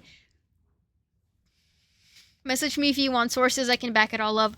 I love you all. Please donate to Ukraine. Slava Ukraini. Good night. I love you guys. I will stream again soon.